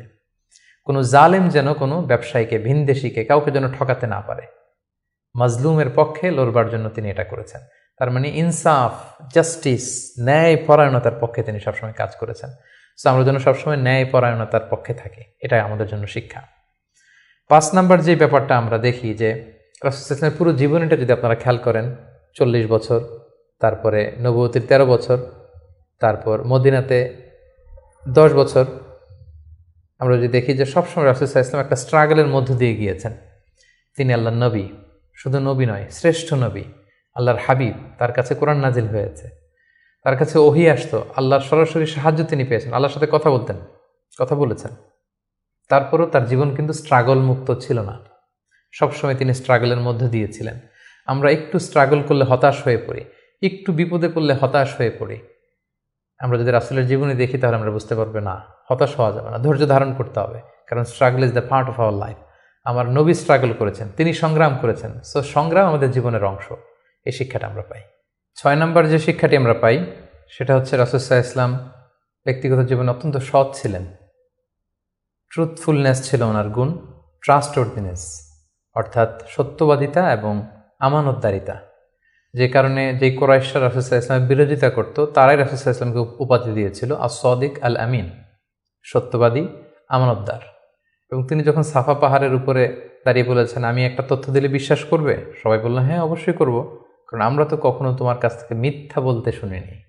সুবহানাল্লাহ, চিন্তা করেন, নিজের জাতিগোষ্ঠীর এত বড় অ্যাকনোলেজমেন্ট, সবাই এক স্বরে বলে উঠল, মা জাররাবনা আলাইকা ইল্লা সিদকান, সত্য ছাড়া মিথ্যা তো কখনো শুনিনি। যেদিন তিনি হিজরত করবেন সেদিন তিনি তার ঘরে রাসূল সাল্লাল্লাহু আলাইহি ওয়াসাল্লাম আলী রাদিয়াল্লাহু তাআলা আনহুকে রেখে গিয়েছিলেন। কেন? কারণ ওনার কাছে মক্কার অনেক লোকেরা আমানত রেখেছিল, সেই আমানতগুলো বুঝিয়ে দিতে আলী রাদিয়াল্লাহু তাআলা আনহুর 3 দিন সময় লেগেছিল। এত পরিমাণে ডিপোজিট ছিল, আমানতের বিভিন্ন জিনিসপত্র ছিল, সেগুলো আলী রাদিয়াল্লাহু তাআলা আনহু বুঝিয়ে দিয়ে তারপরে তিনি হিজরত করেছেন। কতটা আমানতদার ছিলেন আমাদের প্রিয় নবী। এবং ওনার এই ব্যবসায় আমানতদারিতায় মুগ্ধ হয়েই কিন্তু খাদিজা রাদিয়াল্লাহু তাআলা আনহা রাসূল সাল্লাল্লাহু আলাইহি ওয়াসাল্লামকে বিয়ের প্রস্তাব দিয়েছিলেন। সো তার উম্মত হিসেবে আমাদের উচিত সত্যবাদী, সৎ এবং আমানতদার হওয়ার চেষ্টা করা। 7 নম্বর যে শিক্ষাটি আমরা রাসূল সাল্লাল্লাহু আলাইহি ওয়াসাল্লামের জীবনী থেকে পাই সেটা হচ্ছে রাসূল সাল্লাল্লাহু আলাইহি ওয়াসাল্লামের একটা ফ্রেন্ডলি ইন্টারাকশন ছিল তার ফলোয়ারদের সাথে, good interaction with the followers. সাহাবীদের সাথে খুবই সুসম্পর্ক ছিল এবং সাহাবীরা কোনো পরামর্শ দিলে সেটা ভালো হলে তিনি আমলে নিতেন। আমরা যদি বদরের যুদ্ধের ঘটনাটা একটু রিভাইজ করি, আমরা দেখব যে মুসলিমরা যে এক জায়গায় তাঁবু গাড়ল, তখন হাব্বাব ইবনুল মুনজির রাদিয়াল্লাহু তাআলা আনহু বললেন, ইয়া রাসূলুল্লাহ, এখানে যে তাঁবু গাড়লেন এটা কি ওয়াহি না আপনার ডিসিশন? রাসূল সাল্লাল্লাহু আলাইহি ওয়াসাল্লাম বললেন যে না, আল্লাহ অর্ডার করেন, এটা আমার ডিসিশন। তিনি বললেন, না ইয়া রাসূলুল্লাহ, এখানে তাঁবু গাড়াটা ঠিক হয়নি, আমাদেরকে অবস্থান নিতে হবে ওই জায়গায়, ফলে বৃষ্টির পানি আমরা পাবো, কুয়ার পানি আমরা পাবো, আর মুশরিকরা, কুরাইশরা তারা পানি পাবে না, আমরা পানি পান করব, ওরা পানির অভাবে মারা যাবে যুদ্ধ ছাড়াই। রাসূল সাল্লাল্লাহু আলাইহি ওয়াসাল্লাম বললেন, তাই তো, চমৎকার আইডিয়া, তাহলে সেটাই করি, চলো চলো আমরা এখান থেকে যে হাব্বাব যেখানে বলেছে সেখানে তাঁবু গাড়ি। তার মানে কতটা ফ্রেন্ডলি একটা ইন্টারাকশন ছিল ফলোয়ারদের সাথে। আমরা যদি খন্দকের ঘটনাটা দেখি, যে বিশাল যে পরীক্ষা খনন করা হলো, এটা কিন্তু সালমান আল ফারিসি রাদিয়াল্লাহু তাআলা আনহুর পরামর্শে তিনি করেছিলেন। আমাদের অনেক লিডারদের মধ্যে একটা বসি ভাব থাকে, যে আমি সব জানি, আমার ফলোয়াররা কিছুই জানে না, আমার টিমের লোকেরা কিছুই জানে না। না, রাসূল সাল্লাল্লাহু আলাইহি ওয়াসাল্লাম এটা করতেন না। কারোর কাছ থেকে কোনো ভালো কনসালটেশন, কোনো পরামর্শ আসলে পলিসি মেকিংয়ে তাদের কথাও তিনি রাখতেন। সুবহানাল্লাহ, এটা একটা গুড লিডারের বৈশিষ্ট্য। 8 নম্বর যে শিক্ষাটা আমরা পাই সেটা হচ্ছে রাসূল সাল্লাল্লাহু আলাইহি ওয়াসাল্লাম হেভিলি ফোকাসড ছিলেন তার মিশনে, এক্সট্রিমলি ফোকাসড রাসূল সাল্লাল্লাহু আলাইহি ওয়াসাল্লাম ছিলেন। সেই যে মক্কায় তিনি তাওহীদের বাণী প্রচার করতে শুরু করেছেন, রিসালাতের বাণী প্রচার করতে শুরু করেছেন, আখিরাতের কথা মানুষকে প্রচার করতে শুরু করেছেন, তার যে দাওয়াতের ফোকাস, এই ফোকাস থেকে কোনো প্রলোভন, কোনো লোভ, কোনো স্ট্রাগল, কোনো বিপদ রাসূল সাল্লাল্লাহু আলাইহি ওয়াসাল্লামকে এক চুল পরিমাণ নাড়াতে পারেনি। সো আমরা যদি জীবনে সফল হতে চাই, আমাদের ফোকাস ঠিক রাখতে হবে। ফোকাস থেকে আমরা নড়ে গেলে কিন্তু আমরা সফলতার দেখা পাবো না। 9 নম্বর যে শিক্ষাটা আমরা পাই, রাসূল সাল্লাল্লাহু আলাইহি ওয়াসাল্লামের কম্প্যাশনেট অ্যান্ড মার্সিফুল অ্যাটিটিউড। রাসূল সাল্লাল্লাহু আলাইহি ওয়াসাল্লামের দয়াদ্র মানসিকতায় অনেক শত্রু কিন্তু রাসূল সাল্লাল্লাহু আলাইহি ওয়াসাল্লামের বন্ধু হয়ে গিয়েছিল, ঈমান এনেছিল, আমরা দেখেছি। মক্কা বিজয় যখন করেছিলেন, চাইলে পিষে মারতে পারতেন কুরাইশদেরকে, যারা বছরের পর বছর জন্মভূমি থেকে দূরে থাকতে বাধ্য করেছিল রাসূল সাল্লাল্লাহু আলাইহি ওয়াসাল্লামকে। রাসূল সাল্লাল্লাহু আলাইহি ওয়াসাল্লাম কী করলেন? বললেন যে না, লা তাসরিবা আলাইকুমুল ইয়াউম, কোনো প্রতিশোধ, হিংসা কিছু নেই, ক্ষমা করে দিলাম, যাও তোমরা স্বাধীন। এভাবে নানা ঘটনায় আমরা দেখেছি রাসূল সাল্লাল্লাহু আলাইহি ওয়াসাল্লাম তার অমীয় অনুপম চরিত্রের মাধ্যমে তিনি মানুষের মন জয় করেছেন। সো এই গুণাবলী যেন আমরা আমাদের মধ্যে ধারণ করবার চেষ্টা করি। সব শেষে আমরা যেই শিক্ষাটির কথা বলবো সেটা হচ্ছে succession management. A good leader produces good leaders. একজন ভালো নেতা শুধু ফলোয়ার তৈরি করে না, সে আরও নতুন নেতা তৈরি করে। রাসূল সাল্লাল্লাহু আলাইহি ওয়াসাল্লামের এই গুণাবলীটি কিন্তু ছিল। আমরা যদি দেখি, রাসূল সাল্লাল্লাহু আলাইহি ওয়াসাল্লামের ইন্তেকালের পরে আমাদের লিডারশিপ নিয়ে কোনো ক্রাইসিস হয়নি, সেখানে দাঁড়িয়ে গিয়েছে আবু বকরকে আমরা রাদিয়াল্লাহু তাআলা আনহুকে আমরা আমাদের খলিফা বানিয়েছি। আবু বকর রাদিয়াল্লাহু তাআলা আনহুর ইন্তেকালের পরে ওমরে ফারুক আমাদের খলিফা হয়েছে, তারপরে উসমান, তারপরে আলী রাদিয়াল্লাহু তাআলা আনহু। তার মানে রাসূল সাল্লাল্লাহু আলাইহি ওয়াসাল্লাম এদেরকে কিন্তু সবসময় ডানে বায়ে সামনে পেছনে কাছে নানা কাজে এঙ্গেজ করে নতুন নেতৃত্ব, নিউ লিডারশিপ কিন্তু তিনি তৈরি করেছিলেন। ফলে এই সাকসেশন ম্যানেজমেন্টে কিন্তু রাসূল সাল্লাল্লাহু আলাইহি ওয়াসাল্লাম সাকসেসফুল ছিলেন। এবং এখান থেকে আমরা যারা লিডারশিপ কোয়ালিটি আমাদের আছে, আমরা যেন নতুন লিডার তৈরি করে যেতে পারি উম্মার জন্য, এই শিক্ষাটি কিন্তু আমরা পাই। সম্মানিত সুধী, রাসূল সাল্লাল্লাহু আলাইহি ওয়াসাল্লামের জীবনের প্রতিটি স্টেপে, প্রতিটি পদক্ষেপে, প্রতিটি ঘটনা থেকে অসংখ্য অসংখ্য শিক্ষা আমাদের জন্য রয়েছে এবং বের করা সম্ভব। কিন্তু আজকের এক পর্বে এই সবগুলো শিক্ষা বা লেসন নিয়ে বা টিচিং নিয়ে আমাদের পক্ষে আলোচনা করা সম্ভব না। আমরা প্রফিট সিরিজের সর্বশেষ পর্বে আমরা এতটুকুই বলতে চাই যে আমরা এক পর্বে খুব সংক্ষিপ্ত পরিসরে এখানে উল্লেখ করলাম, আমরা কেবলমাত্র রাসূল সাল্লাল্লাহু আলাইহি ওয়াসাল্লামের সিরার উপর 50 পর্ব কিংবা 100 পর্বের একটা ধারাবাহিক সিরিজ করার প্রত্যাশা রাখি। আল্লাহ তাআলা আমাদেরকে তৌফিক দান করুক। সম্মানিত সুধী, রাসূল সাল্লাল্লাহু আলাইহি ওয়াসাল্লামের ফলোয়ার বা উম্মাহ হিসেবে আমাদের উচিত রাসূল সাল্লাল্লাহু আলাইহি ওয়াসাল্লামের আদর্শকে আমাদের জীবনে বাস্তবায়ন করা, তার প্রতি ভালোবাসার সর্বোচ্চ নমুনা পেশ করা, তার সম্মান আমাদের সম্মান। তাকে যখন গালি দেওয়া হয়, তার বিরুদ্ধে যখন কটু কথা বলা হয়, আমরা যেন তখন এটার প্রতিবাদ করি, লেখনীর মাধ্যমে, বক্তব্যের মাধ্যমে, একত্রিত হয়ে বিভিন্ন ইভেন্টস করার মাধ্যমে রাসূল সাল্লাল্লাহু আলাইহি ওয়াসাল্লামের রেখে যাওয়া শিক্ষা যেন আমরা আমাদের বাস্তব জীবনে কাজে লাগাই, আমরা যেন অন্যের কাছে পৌঁছাই, আমরা যেন সোশ্যাল মিডিয়াতে ছড়িয়ে দেই এবং রাসূল সাল্লাল্লাহু আলাইহি ওয়াসাল্লামের এই শিক্ষা যেন আমরা আমাদের অমুসলিম ভাই বোনদের কাছে পৌঁছাতে পারি। আমরা যেন রাসূল সাল্লাল্লাহু আলাইহি ওয়াসাল্লামকে আমাদের জীবনের চাইতে বেশি ভালোবাসতে পারি। আমরা যেন বেশি বেশি রাসূল সাল্লাল্লাহু আলাইহি ওয়াসাল্লামের প্রতি দুরূদ পড়ি, তার রেখে যাওয়া শিক্ষা এবং আদর্শ যেন আমরা মেনে চলতে পারি। আল্লাহ তাআলা আমাদের সবাইকে কথাগুলো বোঝার, আমল করার তৌফিক দান করুক। হাযা মা ইনদি ওয়াল ইলমু ইনদাল্লাহ আলাইহি তাওয়াক্কালতু ওয়া ইলাইহি উনীব। আসসালামু আলাইকুম ওয়া রাহমাতুল্লাহি ওয়া বারাকাতুহু।